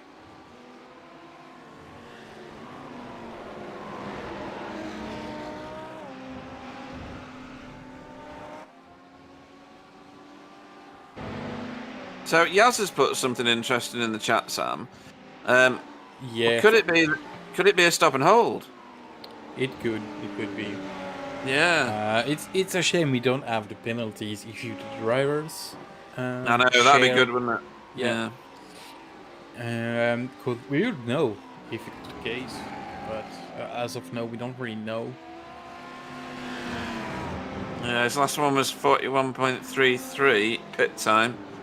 Pit lane a minute, which you'd expect. I think that could be right, you know. I think Yaz has bailed us out here. Yeah, pit lane exit, speeding penalty, maybe. Let's try to find out the first one. Because you got the second one there, and the first one for Stefan.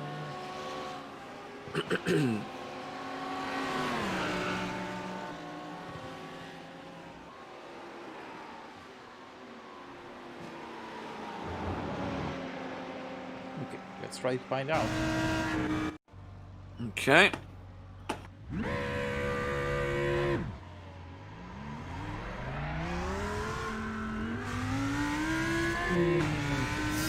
Marginal if it was. Yeah, it's hard to tell, you know. Yeah. I don't have the penalty for the speed no. in replay mode, so yeah, and I have to tell.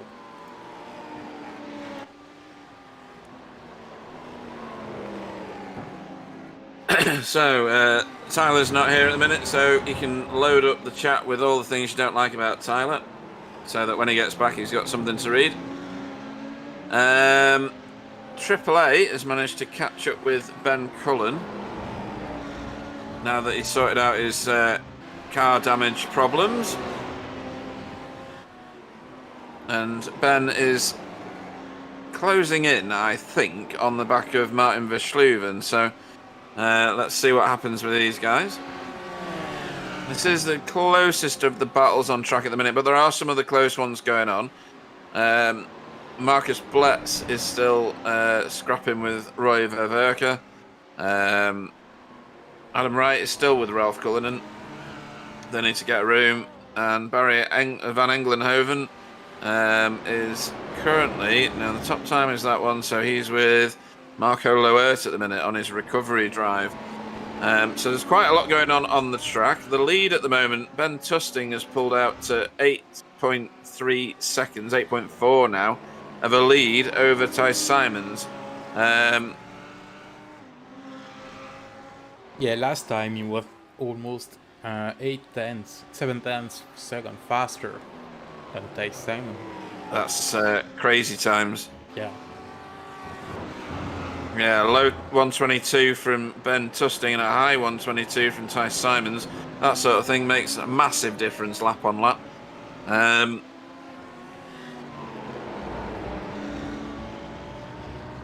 Don't forget, guys, if you're watching, hit the like button. Only if you like it, obviously. Hit the dislike button if you don't like it. And then don't watch us again. These guys are really crammed together on the track at the moment, and I think AAA is about to line up Ben for an overtake. And he's done it before the corner because I think Sand let him go there. Again, pick your battles. Inset picture from Abdul. I'm just having a quick look at the minute. And that is Marco Loert about to get himself one Barry van Engelenhoven. This is for 16th place overall. And a result car in the grass once again. Oh, I was looking at SDK. I missed it. Was it another BMW getting... It was indeed one of the yellow BMWs. Another one getting refaced. It was facing with the back towards the wall, so... Oh, he's got it the wrong way around, look. Yep. There's who's that going in the pits? Jacob Lebrun. Jacob Lebrun. And Could that is conceivably make it from here. We saw drivers doing 39, 38 minutes or so, so... Is Chris Shaw in? Yes. Oh. Has he already been in? No. Yes, he had done his first stop. So Chris is doing essentially the... Short, long. Pit, well, yes, but the pit is early as you can make it to the end on strategy. And This something might be happened two to positions. Thijs. Sorry. Something happened to What's Thijs happened? Simon. What's happened? Tire off? Oh, whole car off. This is He how hasn't you hit lose anything. 6 seconds on your opponent. On one lap. Yep. Yeah, that's run out now to 13.2 seconds. Now, essentially, what Chris Shaw has done is covered off the safety car. So if they get a safety car at this point, Chris is functionally safe. Because the way the iRacing safety car works is as soon as the yellow is thrown, pits are closed. And the advantage goes to all the drivers who have made the stop. Yeah. So because no one can probably make it on fuel even with the safety car at this point, what's happened to Barry van Engelenhoven? That's Barry van Engelenhoven. Now, he was in close proximity and nearly fighting for a position with Marco, but he's on his own here.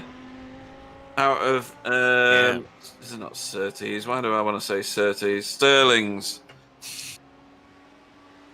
Yeah, but what Chris has done is essentially played the safest strategy, which is exactly what he needs to do to have a shot at the championship. And with the trouble that Thijs has been having the last couple of laps and the gap he now has to Ben Tusting, it's looking like second might be what Thijs achieves without the help of a safety car. So that was perfectly played by Chris Shaw. The other thing is going off track like that is going to be points away from Thijs Simons, which he can't really afford.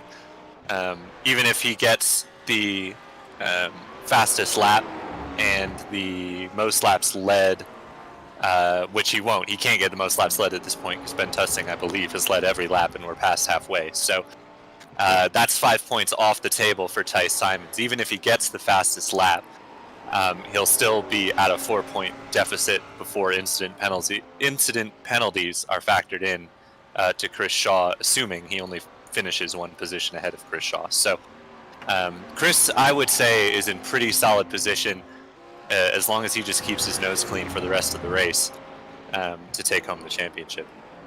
Yeah, and while you were away, Yaz, we think, has worked out the Stefan Goebel second pit stop. Yes, I was listening.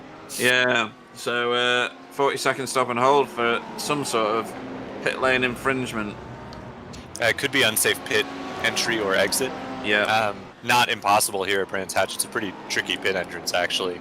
Normally that would add on to your first stop, but it could have been pit exit, I suppose, and that might have tacked on at the end. Well, it is tempting to go wide as you leave pit lane because the normal racing line is wide to your left, and then you cut across the track to take Paddock Hill Bend. Yeah, does Brands have the blue cone that marks where you can't, what? where you I can can't get back on remember. the track? I don't remember at all. Because that could actually be what it is. If he merged left too early and crossed the pit exit lines, that's usually a pretty steep penalty in iRacing. So could have been that. So that's Ralph Cullinan in front of Carl Hardy, which must have happened a few laps ago, or quite a few laps ago. And Carl's about to do a number back on Ralph Cullinan. And this is a battle for an AM class podium right here. Yeah, or it was. Well, it still is, but they didn't suddenly lose a whole bunch of positions in class. But No. yeah, AM class podium and top 10 overall. These guys are fighting for 8th, so strong days from both of these drivers, despite Carl's off-roading at turn 1. Yep. Both have put on pretty stellar performances.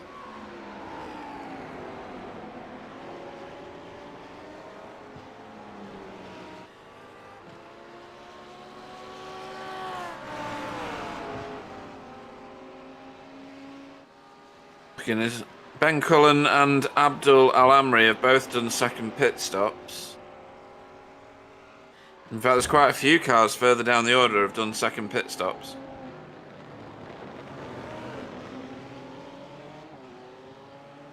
Most of the top runners, apart from Chris Shaw, have still only done the single pit stop. So it shows how the different tactics and covering off safety cars, if there is one, etc., comes into play in this league.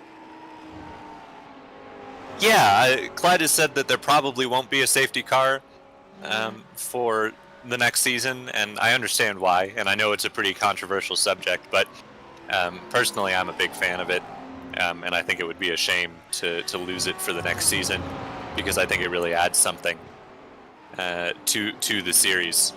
And I've kind of taken the stance lately, because people don't like the safety car. You know, they argue that the safety car is unfair to the drivers in front. It inserts randomness and chance into the race, but I've come to the conclusion lately that racing is inherently unfair. And if there's an unfair element that makes the racing more entertaining, I'm all for it.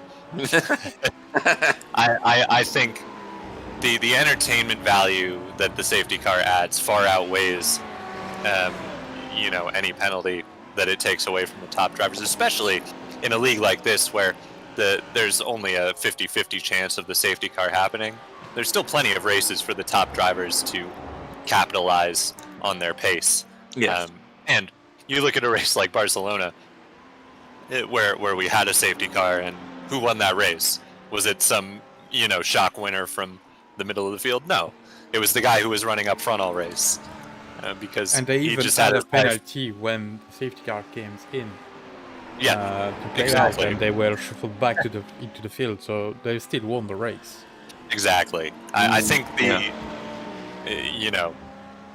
detractors of the safety car like to oversell its impact, but for me, I'm all about that entertainment value. And I don't really care if it makes it unfair for some of the drivers personally. Yeah. But if everyone's you take got the their own situation opinion. right now, Tyler, we've got 2 cars on the lead lap Yep. on a 25 car field. Yes. That'll shake out a bit differently once they've pit. I imagine Chris Shaw will be back on the lead lap, but yes. So yeah, even if the safety car were to come out right now, you would still have Ben Tusting and Ty Simons in front of the field because they have a lap on the field. Obviously, that's not the sort of situation you get at every race. But that's my little soapbox rant. I personally think, there's been a lot of momentum lately to get rid of safety cars in real racing and replace it with virtual safety cars or Code 60s or whatever. And I just think it's silly. I do as well. In fact, I agree with everything you've said. I think that the safety car, last time out, people didn't understand the iRacing safety car rule, and that's not the safety car's problem. They overtook the pace car on the entrance to pit lane because they were trying to get the jump on there, on their racing competitors. That just adds to the story, in my opinion, and it isn't something that is a negative about the safety car at all. I think it really does add to the flavour of the race, and like you say, for all the times that someone is disadvantaged, they'll be advantaged by it. And the fast guys are going to be the ones always that may suffer more because of where they are in the race. But like you say, on a race like today, even if the safety car came out, those two at the front would still be a lap ahead at the end of the safety car. It might even serve the fast guy as well if they have a bad start for a race. Like, take AAA, for example, in this one. He had a spin and everything. If you see safety car comes out after his spin, he can get back in front of the field and fight again for a good position. Yes. Exactly. Yeah, it all it does is make the second half of a race more entertaining. And I just wonder why people would want to get rid of that. And I know why some people want to get rid of it, because it puts them at a disadvantage because they are, quicker than everybody.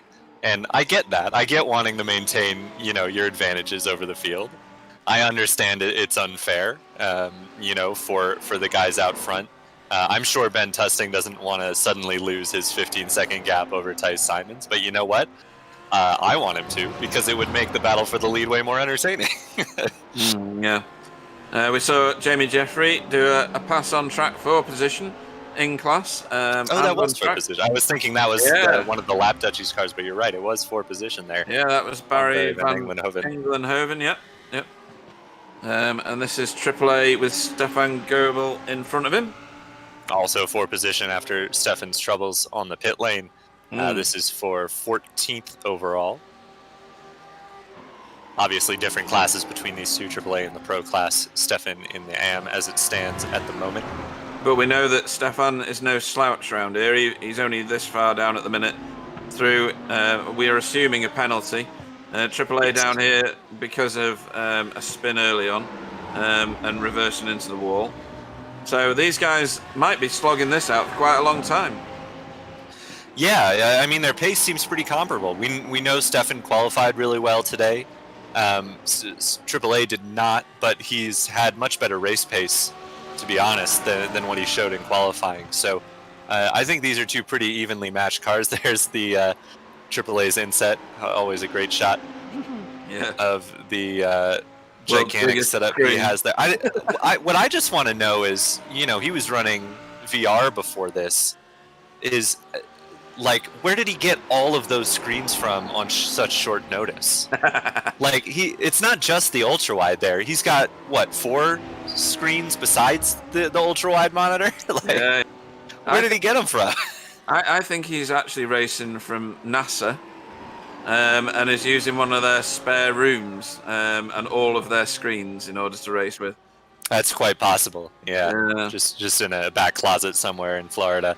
I mean, if he had 3 of those screens, he'd be able to look behind him and see the car approaching. Oh, we've got Ben Tusting in the pit lane, so this is the final stop. We know, or we assume rather, that he short-filled on his first stop, so expect this one to be a bit longer.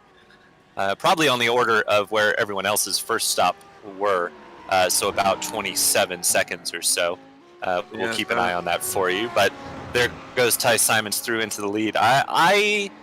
I wonder if we'll see Tice pit to cover off, or if he continues on for a little bit.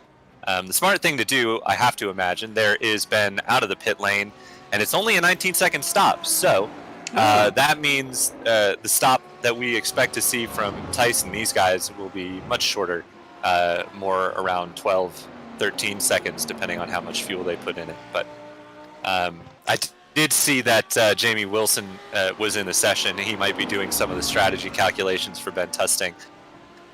But certainly he seems to have nailed the strategy, because getting Tice out from behind him only helped as he grew that gap over the kind of second stint, as it were. Yeah, and Tice Simons went a bit longer on the first stint, didn't he? Or was it the other way around? I can't remember anymore. I believe Tice went a lap. It was either a lap earlier or a lap later than Ben Tusting. I don't remember. It was a lap later than Ben. Right, yeah, gotcha. a longer pit stop. Yeah. Yep. Right. So let's see what happens here. He's gone round again, as you'd probably expect, given his first stint was longer as well. So we might see him in a couple of laps. Meanwhile, out on track, this is carrying on as I predicted it would. So we're on about our third lap of this little exchange. AAA slowly gathering Stefan in. He was very defensive going into Westfield last time round. So here we are heading towards Hawthorns. AAA has stepped out to show his nose. That's going to impede him probably for Westfield, which is this corner. And then down into Dingledale. He's not got an overtaking opportunity unless you're carrying a massive amount of overspeed. So nothing to do here until the start-finish straight, really, at that distance back from the car in front. No, there's just nowhere to make a move around here. And you see AAA sticking his nose out. I mean, AAA is a very aggressive driver, and he actually got a little mad at me when I told him that in the GT4 chat after the race, after one of those races. And I told him it's not a bad thing to be an aggressive driver as long as you're, smart and clean about it, which AAA absolutely is. It's just a different driving style, but he loves to peek the nose out, to take aggressively defensive lines if he needs to. But he does it all cleanly and fairly, and that's what matters, in my opinion. I have no problem with people being aggressive out on track as long as they can make it work, and AAA is one of those guys for sure. Yeah, the aggression is fine as long as it's followed up with the talent to make it work. Exactly. So often, especially in official races, you encounter somebody who's unbelievably quick, but you don't want to be anywhere near them because you can see what they're doing further back, nerfing people off and things, and it's not followed up with the talent that these guys have got. This is a very clean league, really. Yeah, and Stewart's just come in the chat and said AAA is never aggressive. I give him a hard time for being passive, and I find it funny that our experiences are so different. Maybe AAA races his teammates a little different than he races everybody else, but from my personal experience, AAA definitely one of the hardest chargers out there. But like you said, Pete, he's got the talent to back it up, so it's definitely not a knock on Abdul to call him an aggressive driver. No, and when you think of the incidents that we've had in this race, they're all self-inflicted stuff. There's one right at the very start where somebody tagged the back of a BMW and sent a Mercedes off the track.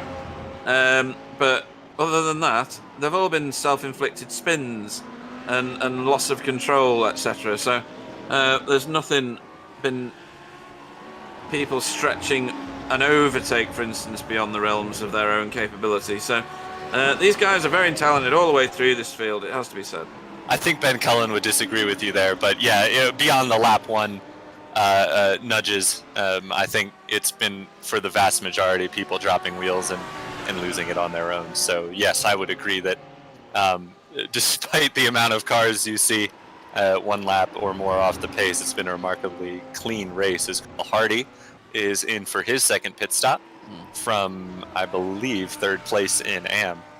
I think he was still ahead of Ralph Cullinan when he pit in. So yeah, he's going to lose a few positions here, obviously, in the cycle. Will Jamie Jeffrey end up out in front of him? Potentially, yeah. Carl, well, Jamie is the first of kind of the AM front runners to make that second pit stop. But he made it when all the cars were making their first pit stops. So Jamie is not on a strategy that will see him stay out till the end, I don't believe. No, that is a good point. That is a good point. So yeah, I believe Carl is the first of the AM front runners to make their final pit stop. And Mr. Simons goes round again. Still no sign of pitting from Tice. Actually, I say that both Stefan and Ben have been in the last few laps. No, they pit around halfway. Okay, Yeah. never mind. But later than everybody else. So they pit around when Chris Shaw pit, and Chris we think is good to the end. So I would imagine Abdul, Stefan, and AAA. Abdul, Stefan, and Ben are all good to the end, and they're all critically in front of Carl Hardy right now. Yep. And Stefan will get some sort of free meal if he enters pit lane again, because that'll be his 4th occasion in. And we are just closing in on the end of the safety car window, aren't we? 15 minutes to the end is 15 when it minutes ends. to go. Yeah, we've got about 5 or 6 minutes. Yeah, so I feel like most of these drivers would be pretty... Clearly, Ty Simons doesn't think there's going to be a safety car because he's still pounding around on track without fuel to get to the end. So a bit of a gamble, but he's a quick driver, so I trust he knows what he's doing. And plenty of other drivers have not made their second stop either. So looks as though we're not going to get a safety car here today in the season finale, but obviously we don't know that. Only Sam knows that. So will be interesting to see if we get one at the last minute or if we make it to the end. I don't know either. We sometimes add safety car at 44 minutes for the GT4s. And Yes. Yeah, there was a late one, wasn't there? I gambled one time safety car on 1 hour and 14 minutes, but we had a safety car early in the race, caused by a jump track, so who knows? Everything's possible. It is. Sure is. Sounds like Sam wants a safety car. Yeah, and Ben Cullen is closing on the back of Stefan, which is intriguing, because Stefan was so fast in practice and qualifying.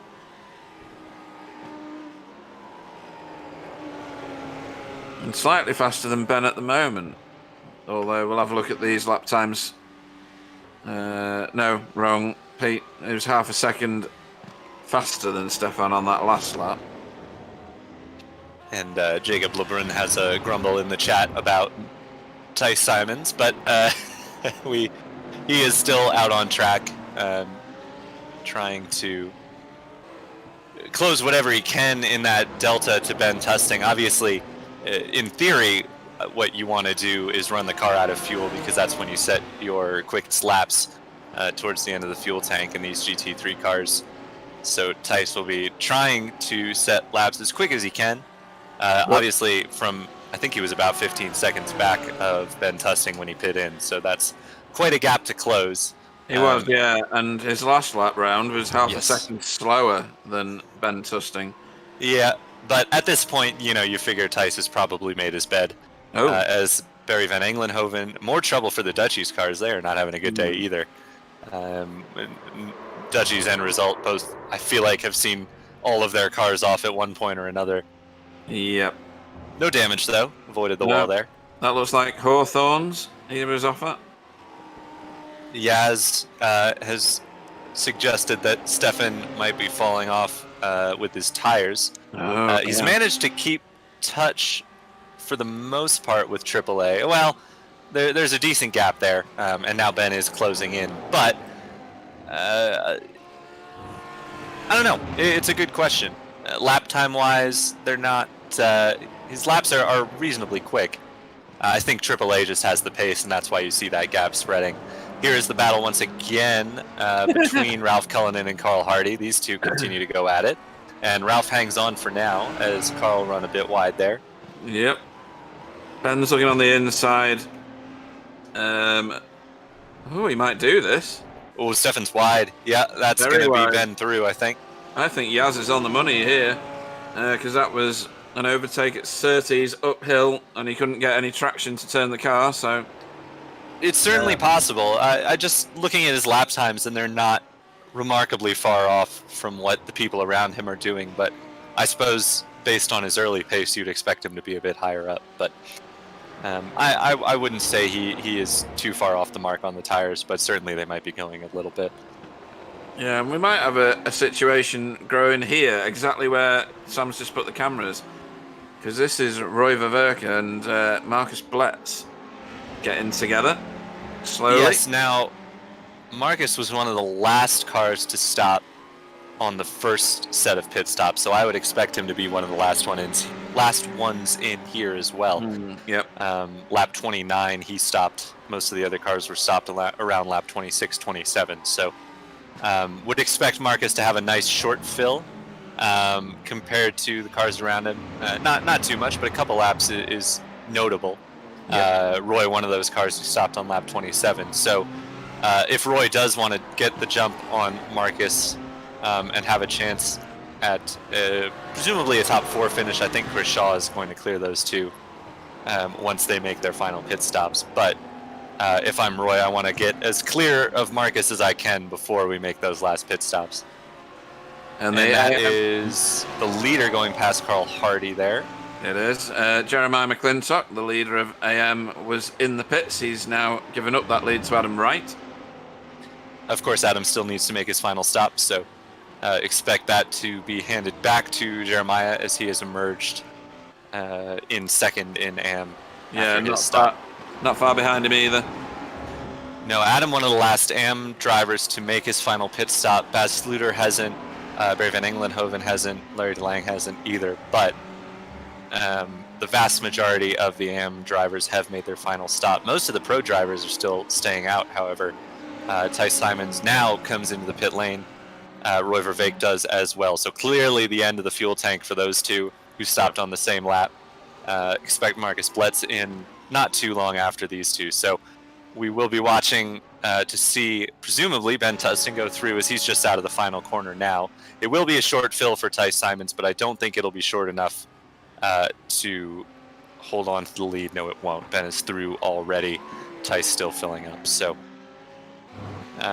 shorter and about what we expected. He was about 7 seconds shorter than Ben Tustin, but that strategy to short fill early on clearly paying off for Ben Tustin as he re-inherits the race lead, and we are out of the safety car window. We are, yes.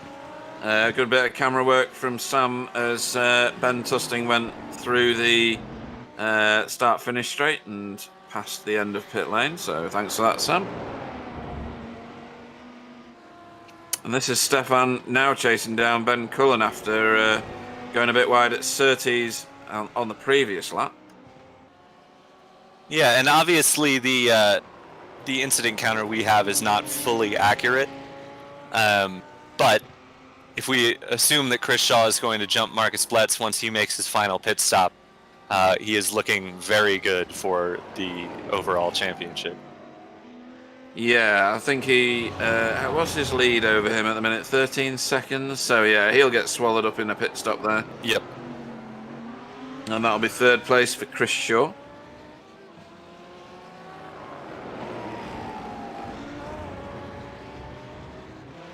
There is the championship standing. So it was a 19-point advantage, Chris, over Tice going into this. We know each position is worth 10 points within the top 10. So assuming Chris finishes one spot behind Tice, that's a 10-point or a 9-point advantage for Chris before we even look at penalty points. And then if we look at fastest lap times, currently it's held by Ben Tustin. I would imagine on these tires, after an hour and a half of racing, it would be pretty difficult for Ty Simons to best that. But if he can, that's 5 points, which means he would need at least 5 incidents in hand over Chris Shaw in order to secure the championship. And like I said, we don't have an accurate count by any means, but certainly looks like Chris has done plenty to make sure he has the advantage in the incidents over the course of the race. What? Oh, more trouble for Tice. Tice. Don't that's more incidents. Certainly a little nudge of the wall there. That's at least 2 incidents, I think. Yep, and we've already seen his one off-track excursion, which is 2 more. We really haven't seen Chris Shaw step a foot wrong all day. So I'd be hard-pressed to believe that he is anywhere near the number of incidents that Tice Simons has at this point. No, he's raced within himself, hasn't he, Chris Shaw? Oh, which is exactly what he needed to do, isn't it? Yeah. So that's the current standings, is it, Sam, yet? So, yeah, it's tight, isn't it? Yes. And the incident points. Oh, this is Tyson. So he must have a drive-through from the incident points, which is music to Chris Shaw's ears, because we know Chris Shaw hasn't had a drive-through yet, which suggests he definitely has the upper hand on incidents. Not a lot left to race at the moment, so... No. Let's see where we get to here. Are we able to calculate the absolute winner at the end of this, Sam, or does that take the mathematical genius of a spreadsheet somewhere? I'll do my best once I have the results up, because I'm pretty confident in my calculations that Chris Shaw is going to get this one. Okay, there's But, a VTS car just pitted as well. Who's that, Marcus? Yes, Marcus Bletz is in. Yep, he was the last one due in. He will presumably drop behind Chris Shaw and slot in just ahead of Roy Verveek, based on where those two were before the pit cycle. Yeah, and Carl Hardy's romantic relationship with Ralph Cullinan has Baz Sluter in the sandwich at the moment. So let's see what happens with these three. And this is for position. Oh yeah, Baz is on the same lap as these two, and they are fighting for what will be 6th place, potentially 5th place in AM, depending on if and when Jamie Jeffrey needs to make his final stop. Or if Jamie can make it to the end, this will be for 6th place. But will definitely be interesting to see how this one shakes out, because it certainly seemed early on as if Carl had the pace, but he just hasn't been able to get by these two, particularly Ralph. He's been stuck behind for a while. So I suppose Carl's day might have been a bit different if he hadn't binned it at turn 1 across the sand. But he didn't lose much there, did he? He lost time, but not many positions. Jamie Jeffrey in the pits now, so he was not able to make it to the end as we suspected. He might still, depending how short a fill this is, may still come out ahead of this group, but it'll be close. He's only got 4 minutes worth of fuel to put in it, so yeah. Even now, he's going to be in there. No, he's going to be behind. He's too far down pit lane. Yep. There they go through now. So that'll be positions lost for Jamie Jeffrey, but he will. There's Carl through on Baz Sluter, and now looking to make the move on Ralph Cullinan. Oh wow! So 2 and 2 corners for Carl Hardy. Pretty expertly done there by Carl, and that's 5th place in AM for Carl. And Ralph got shuffled back 2 places, and now he's nearly spun it. He has spun it. That's a shame. Caught it though on the grass. Yeah, he's going to lose more spots here though. Yeah. Jamie Jeffrey's gone through. Martin Versluven's too far back, I think. But yeah, that's a shame. Ralph was doing made a valiant effort of holding on to that top 5 in AM, but unfortunately it all came unraveled there.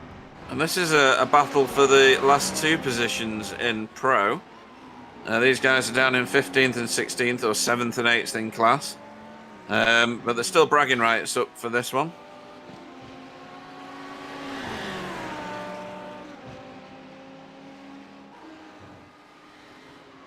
This is Mark Holloway, Martin Versluven. Yeah, Marco will be disappointed with how his day has gone. I know he'd put a lot of effort into this one. He's been working real hard on getting his head around this Lamborghini, so he'll be a bit frustrated, I think, with how his day's gone. Kind of started off on the wrong foot getting into Bend, didn't it? And then involved in another incident, not really of his doing, but still fighting for what he can get here, looking for a top 15, and as you mentioned, 7th place in Pro.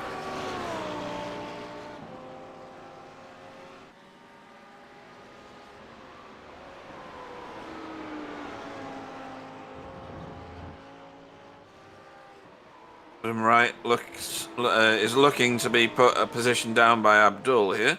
Yes. And there's time for this, so I think it'll be a start-finish straight one. Abdul's not stepping out of the racing line just yet. He's staying in the tow at the moment. This will be more points for AAA, obviously, if he can get this done. Yep. Yeah, every point counts. Every position counts. Doesn't matter whether you're racing somebody in class or not. And that's Ben Cullen still hanging in the background there. He's in line for an AM podium despite all that's gone on with his day, which is pretty impressive. I mean, we knock Ben a lot, but he is certainly not untalented behind the wheel of a virtual race car. I just like the way he bites at everything. It's funny. Yes. And there we go. AAA doing his move on Adam. Yep. Adam hopefully has got his calculator out and decided that he's got more than enough points to take that championship now. Well, as we said, he basically had to start the race and not rack up 50 incident points. And I haven't seen him do 4 drive-throughs, so No. I would say Adams got that one pretty well in hand.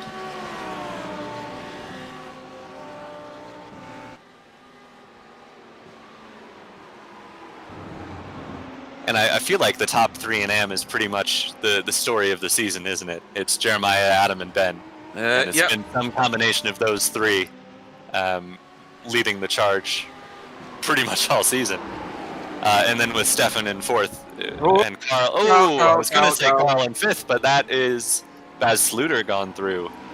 It is. I didn't even get the chance to curse Carl there like I was about to. No, he's just run wide, got a tyre off.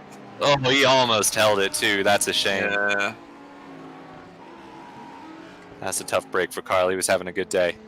But that'll drop him a couple of places. Jamie Jeffrey and Baz Sluter and Ralph Cullinan have now all gone through. That's Stefan gone wide as well at the same place. Was it? Yeah. I think that was still Carl recovering that we... No? No, it was. Okay. No, it was Stefan. It happened just before Carl, in fact. Oh, Gotcha. just before, right, okay.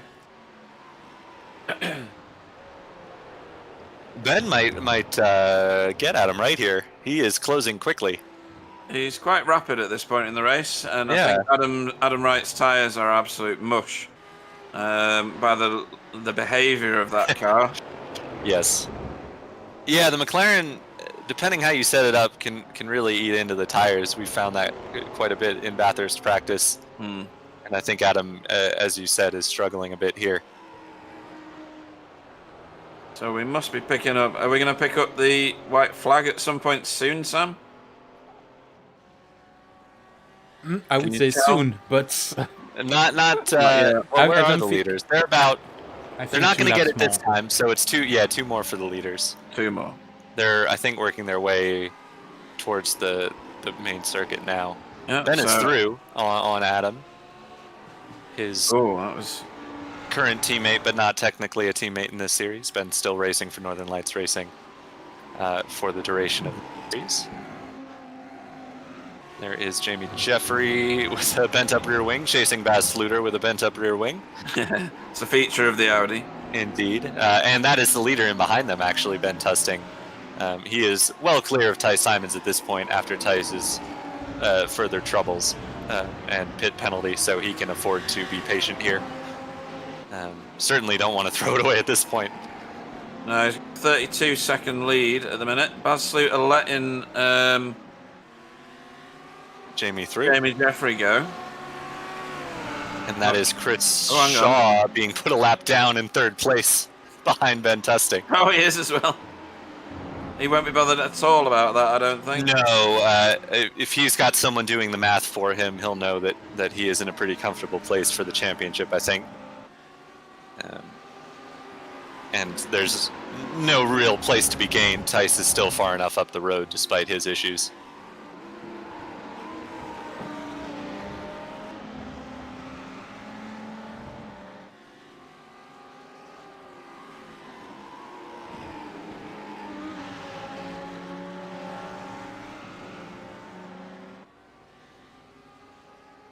So this should be the white flag, and I think Sam will confirm that in a moment. But Ben coming through, there it is.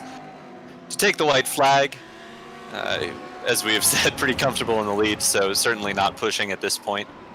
Just trying to keep it clean and not make any mistakes through here. Tice Simons just heading towards Clark now, as we can see on the map on your screen. Yep. So nothing to worry about here for Ben. Similarly, the AM class lead, Jeremiah McClintock, has that comfortably in hand over Sen Cullen, who's moved up into 2nd place.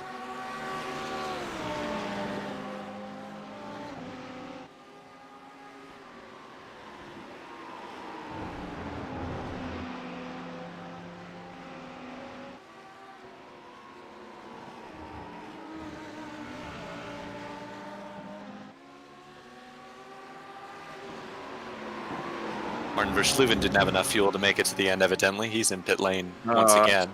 That's very sad. Yeah, that takes him out of that battle with Marco Lewert for 7th in Pro. It does, and he's going to drop right to the back. Oh, he's already out the back, isn't he? There's only 8 of them to start with. Yep.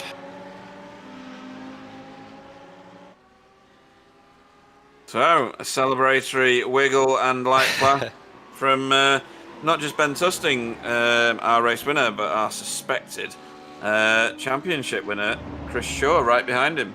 Yeah, I will get the, if you want to read off the results order. when we get to him. Triple A Ben. Something going on there. Ben apologising. Yeah, that was... Abdul. Oh, Ben's got a drive-through, apparently. Yeah, there's all sorts going on here. Yeah, it was the result car that had trouble, that slowed AAA up. Ben was trying to avoid him. He got on the brakes and got into AAA as well, so... Yeah. More trouble for Ben. He's going to give up that AM-class podium, I believe, with the...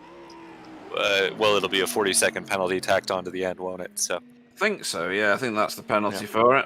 Jeremiah McClintock, your AM-class race winner. Provisionally at the minute, until the scores come up on the screen, of course. Yeah, and we suspect Adam Wright will inherit that 2nd place from Ben. And Stefan likely will inherit the final spot on the podium. He will. And he's done one more pit stop than a lot of other people around him as well. So we'll have to see what happens in a conversation with Stefan if he joins us in the booth. Yeah, he was too shy after his strong GT4 performances, but maybe he'll jump in with us here today. Hopefully.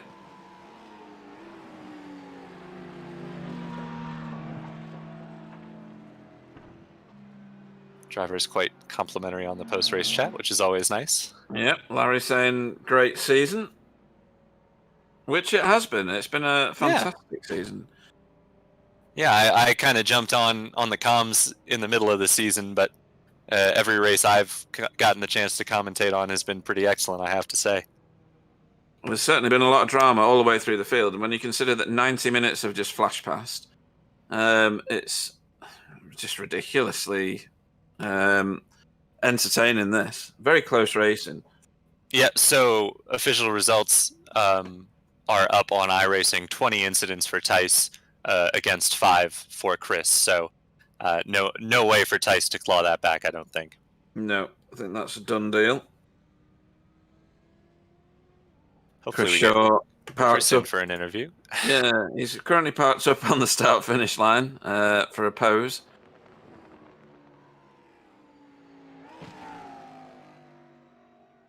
Wait for the finishing order to come on the screen properly once the last cars get across the line.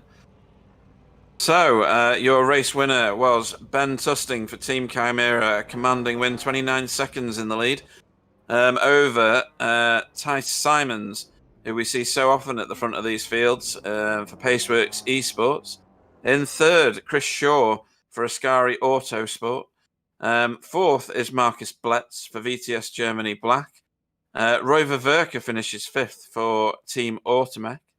And then the first of our AM class drivers. So congratulations to Jeremiah McClintock for his P1 in AM class, 6th overall for VTS USA Black. 7th and 2nd in class, Adam Wright for BSTV Esports. So you were absolutely correct. Ben Cullen took a penalty in time there, a big one too. The 40 seconds. Stefan Goebel finishes 8th. 9th is Abdul Al-Amri for Asymmetric. And 10th is Jamie Jeffrey for CCR. Do you want to carry us on, Tyler, if you're not doing something? Sure. Where were we? 11th. Ben Cullen is 11th for Northern Lights Racing Scuderia Haggis. Baz Sluter comes home in 12th for Dutchies. Carl Hardy, carrying the result banner today, comes home in 13th. Ralph Cullinan, also a result driver, I suppose, comes home in 14th. Marco Lewert brings it home 15th, 7th in Pro. Bray Van Englenhoven finishes in 16th. ahead of Larry DeLange and Frank Tibosh. Martin Versluven, tough day for him. He comes home in 19th, last of the pro cars. Alan Toon brings it home in 20th ahead of Anthony Jacobson, Jacob Lebrun, Roger Morton, Mark Heron, Paul Robinson, and I believe Simon Chester was last. Yep, he was. Right then, we've only got 2 waiting in the interview booth at the moment. I'm going to bring our race winner in for you, Tyler, when I can find the words live and booth. So Ben Tusting is in the booth for you, Tyler.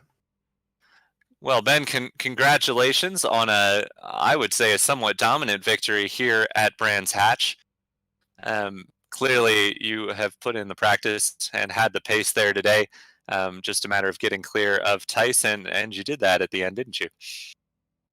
Yeah, it was good, really. I saw Tice had an issue right at the end, but I think we were very similar on race pace, really. In qualifying, I just managed to do well. It was basically my optimal time, really. So I was quite happy with that. Yeah, we noticed on the first pit stop you short-fueled somewhat. Was that always the plan, or was that a late strategic call to try and get clear of Tyson, get yourself in a bit of clean air?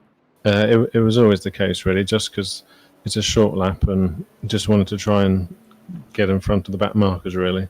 And it worked, really. So it was, to be honest, that's what should have happened at Barcelona if I hadn't missed my pit box.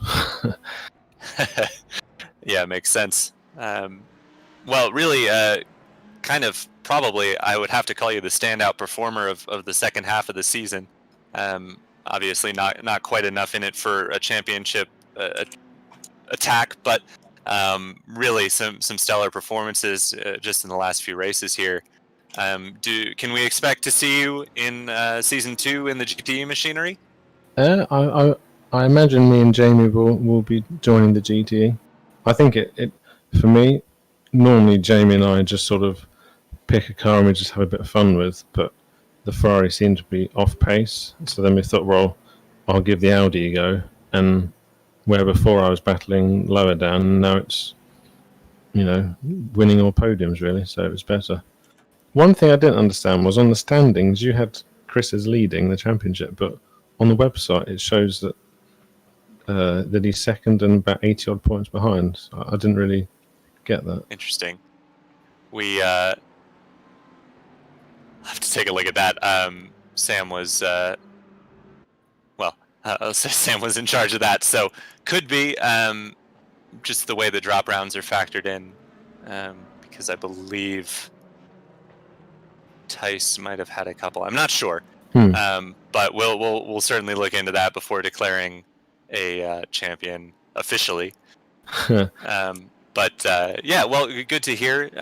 Good to hear that we will hopefully see you and Jamie back. Do you have anyone you'd like to give a shout out to before we let you go? Just to Jamie, because he was doing the fuel strategy and whatnot, and it actually worked out this time. So yeah, it's good fun. Well, fantastic, and congratulations once again, Ben Tusting. Phenomenal performance at Brands Hatch, and we'll see you next time. Yeah, thank you. See ya. Excellent work, whoever did that flush, or did he flush himself? I think I did the flush. Excellent work. So, next we'll bring in our second place finisher, and the person we suspect has actually won the league, Tice Simons. So, if I can manage to do it, that is. Bring Tice Simons into the booth. Good evening, Tice. How are you doing? Evening, yeah, a difficult race. Yeah, very. You stuck with Ben for most of the first stint. At the end of the first stint, he started to pull away from you a little bit, and then pit stops got involved. You each did different pit stop times, obviously using different strategies to either counteract any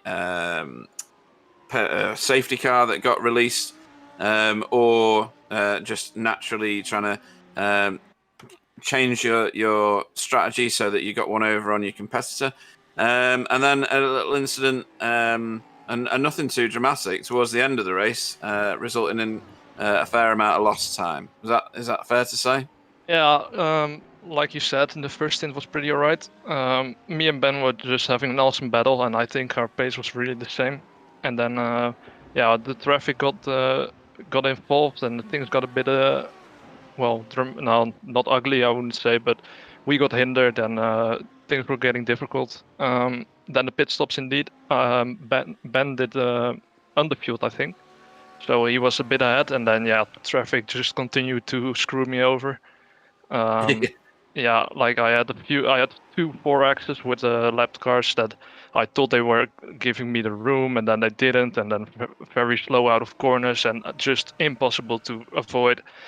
So I think I also saw one lap car hitting the wall, so sorry for that, but I really thought you were giving me the room, and the pace difference was so hard to judge that I just couldn't avoid anything. Yeah, so at the end I got 20x as well, so drive-through penalty. Yeah, and just All right, yeah. I always, when I don't want a safety car, I get one, and when I don't want to, when I want one, I don't get one. So it's just my luck really for this race, and yeah, nothing else to say except for P2 is nice, and I'll take it, and I think it does enough to seal me the title. So. Yeah, we've just confirmed that. We were double checking our maths, as all good mathematicians do. And between Tice and Sam, they have determined that you are our championship winner. So congratulations, Tice. Thank you. Thank you very much. Yeah, what are you going to do with your? Well, we don't give out prize money and or champagne. So, what are you going to do with the bragging rights that you've got? Yeah, I'll put it on my iRacing profile, and yeah, that's I'm really happy right now. I don't really get it into words. Like it was really tough today. I had a lot of sweat, so I wasn't sure. I'm also streaming right now, and we were unsure if Chris won or I won. So I was I was a bit nervous, but yeah, great to win it at the end, and it was a really fun season, and I can't thank you guys enough for hosting it. Yeah, and not much in it, to be fair. What's that? 77 points. Yeah, it was really close. Yeah. So anything could have happened in terms of penalty points, etc. So yeah, huge congratulations. Will we see you back in this league in the GTEs? I'll have to wait to see. GTEs overall are my better car class, so considering that, I should do it, but I'm not sure permitting time, and I'm doing my graduation internship that takes a lot of time right now, so I'm not really sure if I will, but I'll wait and see.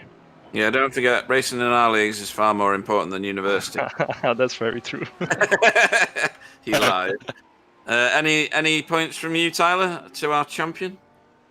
No, just congratulations, Tice, and you know it's been clear from the time I jumped on that you had the pace to snag that championship, and really it was an impressive drive, and honestly it was an impressive drive today despite your troubles.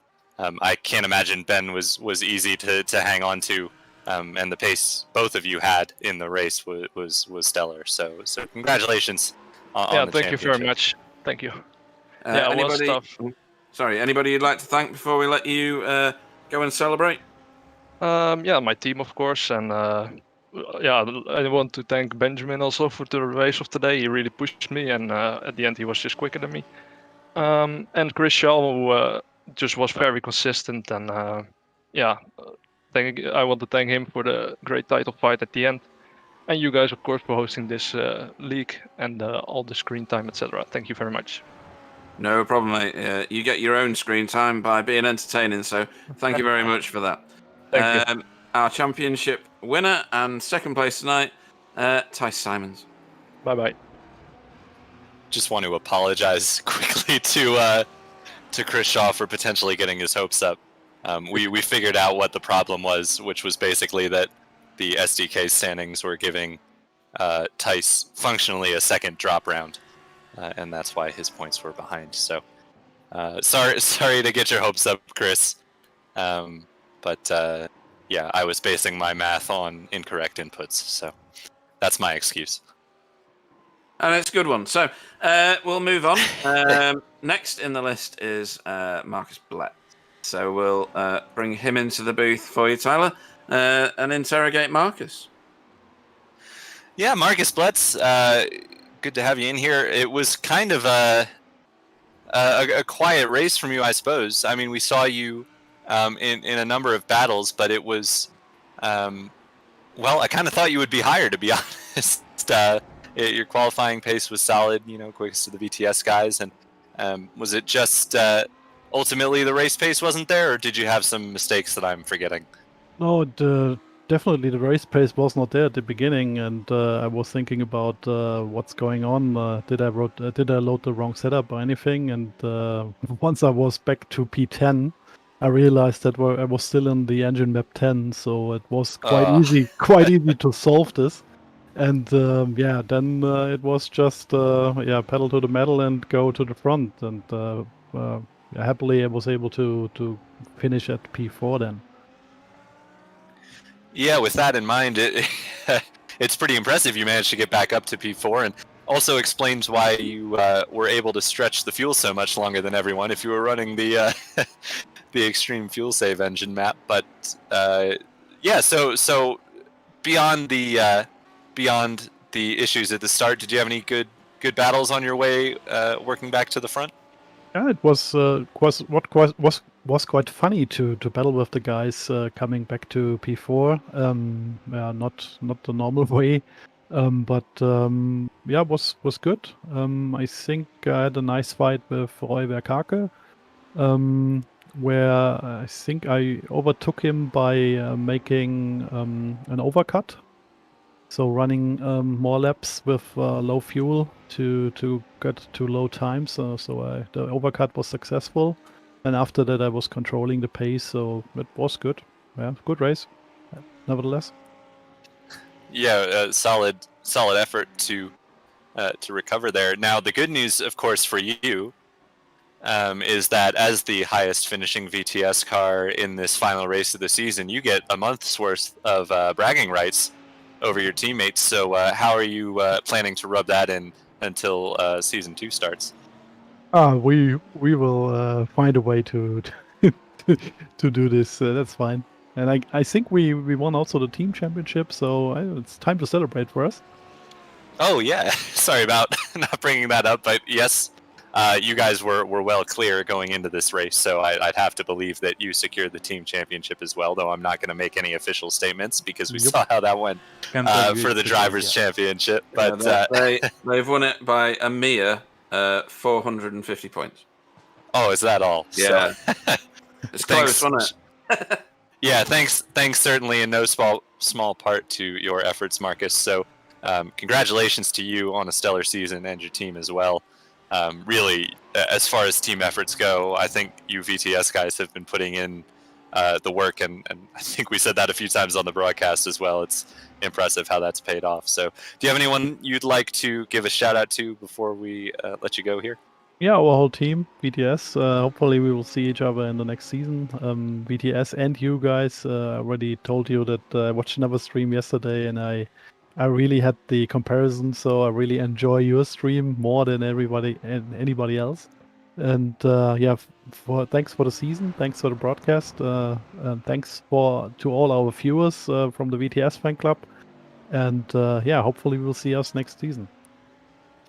Awesome, Marcus. Yeah, we hope to see you back next time. Congratulations on your solid recovery drive and the team championship once again. Your 4th place finisher, Marcus Blitz. Thanks. See you guys.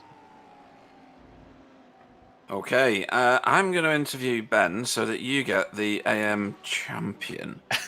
Where's live booth? So, welcome to the booth, Ben Cullen. How are you doing tonight? Good, thanks. Yourself? Yeah, not bad.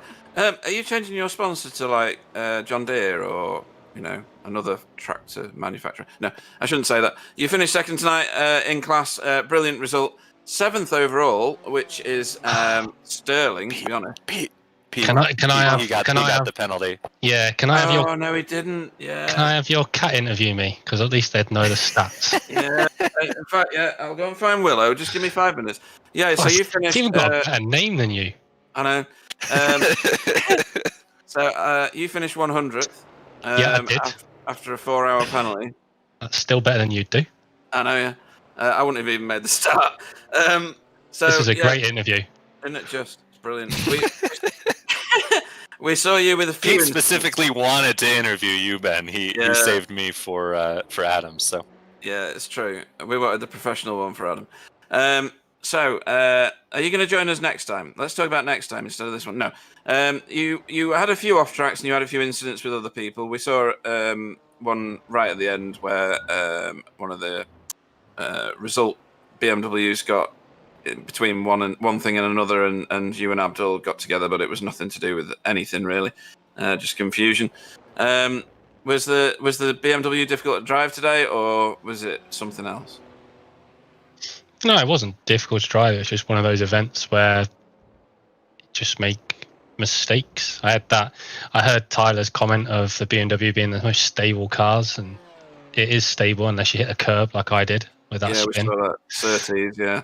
I had obviously the lap one with Marco. That was just a case of him taking the normal racing exit, not realizing I was there, and that happens.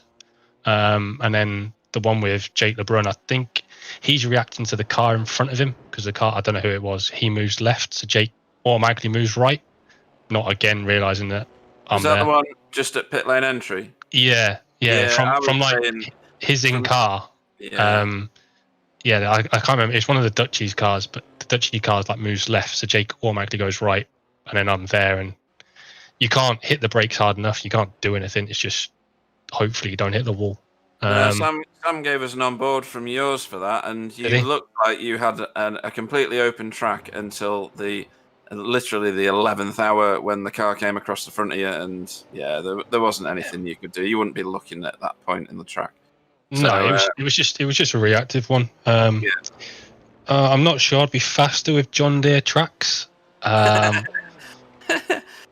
Oh dear. It was a very entertaining race. You probably had more footage than you've had in any of the others, and you've done an amazing job to get to second, to be honest, given all that went on.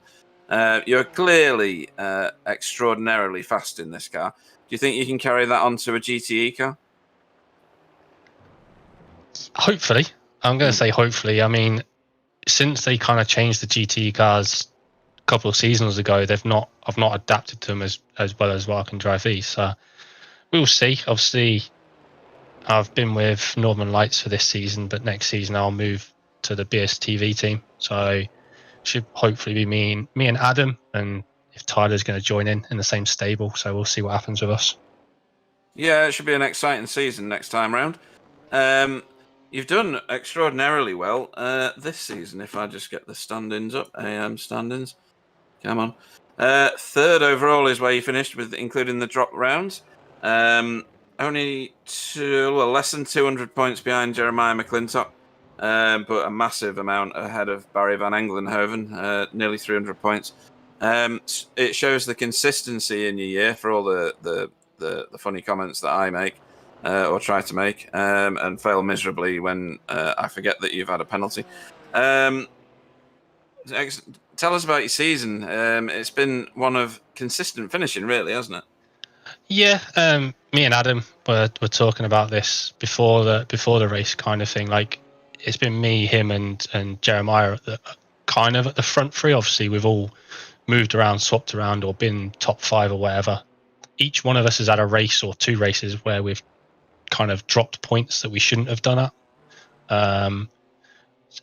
Season's been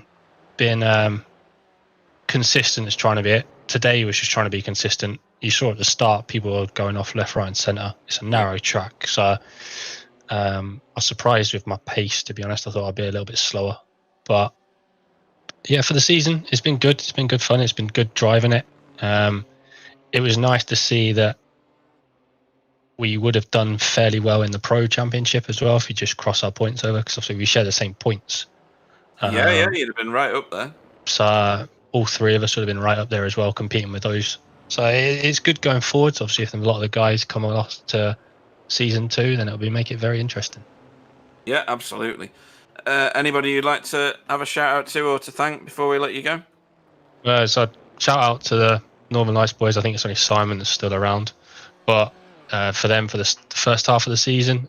Shout out to Adam and Jeremiah for the competition has been all the way through the year within the AM class, and the other guys, Carl, obviously he puts on a lot of sessions throughout the week to allow people to have the practice, which ultimately makes people better in the league. So that's always a big help, and a big thanks to him. And shout out to you guys for putting on the broadcast, doing the commentating, and all the sponsors that are involved.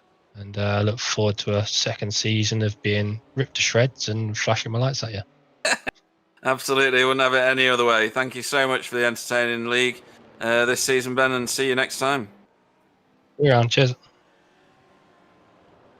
Okay, and finally, but by no means least, we have for you, Tyler, Adam Wright. Yeah, our official, we can say at this point, AM class champion Adam Wright. Really, all you need to do was start the race to lock that one up. But congratulations. I guess we'll start with your race today. It seemed to be qualifying wasn't so great, and you were kind of back half of the top 5 or so. But just kind of picked your way forward through the race. Was it somewhat uneventful for you, unlike everybody else, or were you on the edge of your seat the whole time and we just didn't notice? It was pretty uneventful, but I mean, I had plenty of people spinning out in front of me to avoid, but yeah, for me, it was a pretty clean race. So, yeah, qualifying wasn't terrific, but to be honest, all I had to do was keep JT somewhere abouts, and yeah, that was it, really. Yeah, we saw you battling with Ben towards the end there. Did you know that Ben was going to be picking up a drive-through, and that's why you let him through, or was that just he had the pace on you and you weren't going to fight it? Well, at the point he was coming by, I think he was 2x's away from a drive-through, so at that point, I could see where JT was, so anyone who was coming up behind me that had a pace advantage, I just was going to let them go anyway, so AAA I let go. Ben came up behind, I let him go. So, yeah, but then unfortunately it all went a bit wrong for them too, and I got all sorts of that. Yeah, so, I mean, really, if we now look back at the season for you, it was kind of a season of consistency, and we were talking with Ben about it as well. Really, I guess what kind of set you apart from him and Jeremiah was kind of one less bad round. You just had a lot of really solid rounds, and we were talking at the beginning too about how important that is for the championship to make the best of your bad days. Is that obviously you had wins in there and podiums, plenty of podiums, but was it really just the difference maker, the kind of making the best out of a bad day? Yeah, I think so. I mean, I only had a couple of real bad rounds. Interlagos was one. There's another one in there somewhere, but Road America. But other than that, yeah, they were pretty. It's top 10s, so I guess that's what you have to do. Just like say, consistent results. So yeah, it's good over a whole year. Yeah. Now, are you looking forward to the GTE cars when we head to season 2? I am. I mean, before this, I never raced GT3s, so I kind of got used to them now, though. So I wouldn't have minded sticking with the GT3s. But I mean, I guess the GTs have more relevance to special events and all that as well. So yeah, it's good to be racing them again. Yeah, and I don't know what the pro class cutoff is going to be for season 2. I imagine it'll change based on the drivers who sign up. But do you think if you get bumped up to pro that you'll be still be able to put on a fight and compete? I'll be fighting for like a podium would be a win. So I just have to change everything. I mean, I always compare myself to the pros anyway, because at some point you're going to be racing against them. I mean, looking at the standings now, I would have come third, I think, overall if we mixed it all together. So I think I've done all right against the pros already, but I haven't got the pace for like Ben and Tice. I mean, they're on an absolute different planet today. Yeah, I was going to say, in fairness, I don't think anyone had the pace for Ben and Tice today. They were truly gone. But we just might have to resort to punting them off or something. I don't know. You don't say that on the air. We talk about that in the private channels. But no. Adam, anyone you'd like to thank before we let you go? Just everyone at BSTV. I mean, I wasn't in a team when I joined this league, and then you guys put me together with Dan. Dan's been a great teammate. And then everyone else, as the team's grown, everyone's helped me along. Even our my teammate incoming, and Ben Cullen, he's helped me with setups. I think back in Sebring ages ago, he was there helping me with setups, and we were, fighting for the championship. Then we knew it's between us and JT. So it's been good. Everyone's helped out. So yeah. Well, excellent. Thanks so much, and congratulations once again on your AM Class Championship winner and podium finisher today, Adam Wright, everybody. Thank you very much. So, great stuff. A great race to finish off what has been a massively entertaining season. It's going to be a bit different going into GTEs, but I think it'll be just as much of a challenge as this was for a lot of the drivers, don't you think, Tyler? Yeah, the cars aren't phenomenally different. Obviously, the big point everyone likes to harp on is the lack of ABS in the GTEs, and for sure it's definitely a factor. But I think generally what you're going to find is the drivers who are quick in one form of GT car are going to be quick in another form of GT car. I think you'll see some familiar names up towards the front, and the guys who have put in the work and have brought themselves towards the front of the field in these GT3 cars, I think are going to only continue that rise once we switch over to the GTEs. Yeah, I'd agree with that. A lot of these guys have got very, very high I ratings. Well, most of these are high compared to me. But I think that pedigree will show through regardless of what they're driving, really. A busy night for you again, Sam? It sure was a busy night, even though with less drivers, but yeah, Brands Hatch is a pretty hard track, so yeah, a few crashes, people going off tracks, and loads of battle, which was great. Awesome to watch. They give up a great draw again, so happy days. Yeah, happy days indeed.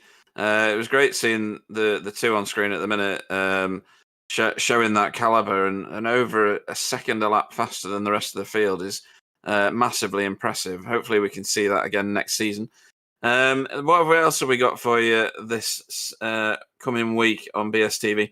Calendar looks a bit empty at the minute, but definitely tune in for GT4 TCR at Sonoma because I can't remember the track. So it'll be entertaining for that, if for nothing else. I'm not sure whether we've got a broadcast on Thursday, have we, Tyler? Have we determined whether there's? I don't know if that's been decided yet. Oh, okay. But potentially something on Thursday. Also, don't know if we'll have anyone streaming the Bathurst 12-hour, but we'll certainly be racing in it next weekend. So yeah, that's probably why there's nothing on the schedule for Saturday or Sunday. Yeah, I'll be racing the Bathurst 12 minutes. Which is an event unique to me. Tune into the World Shortest. I'm glad I'm not your teammate, to be fair. Because that would be a shame. Thanks for that. I feel a bit bad for Gary, but thanks for that vote of confidence, Sam. Love you too. So yeah, tune in for that. In terms of the beginning of March, so we've got GT4 TCR at Bathurst, believe it or not, on the 3rd of March. And then a schedule still to be determined. So keep your eyes on whatever streams we do put up because new stuff will be coming very, very shortly. And towards the middle and end of March, it already looks really busy. Tune in on Twitch if you want. Like us on Facebook. Do whatever you do on Twitch in order to support us. And we will see you next time round. So I'm going to say good night and what a fantastic league it's been. And let the guys do the same. So thank you very much for following us. Thank you very much for watching. Don't forget to tune in when we launch the next season. So good night.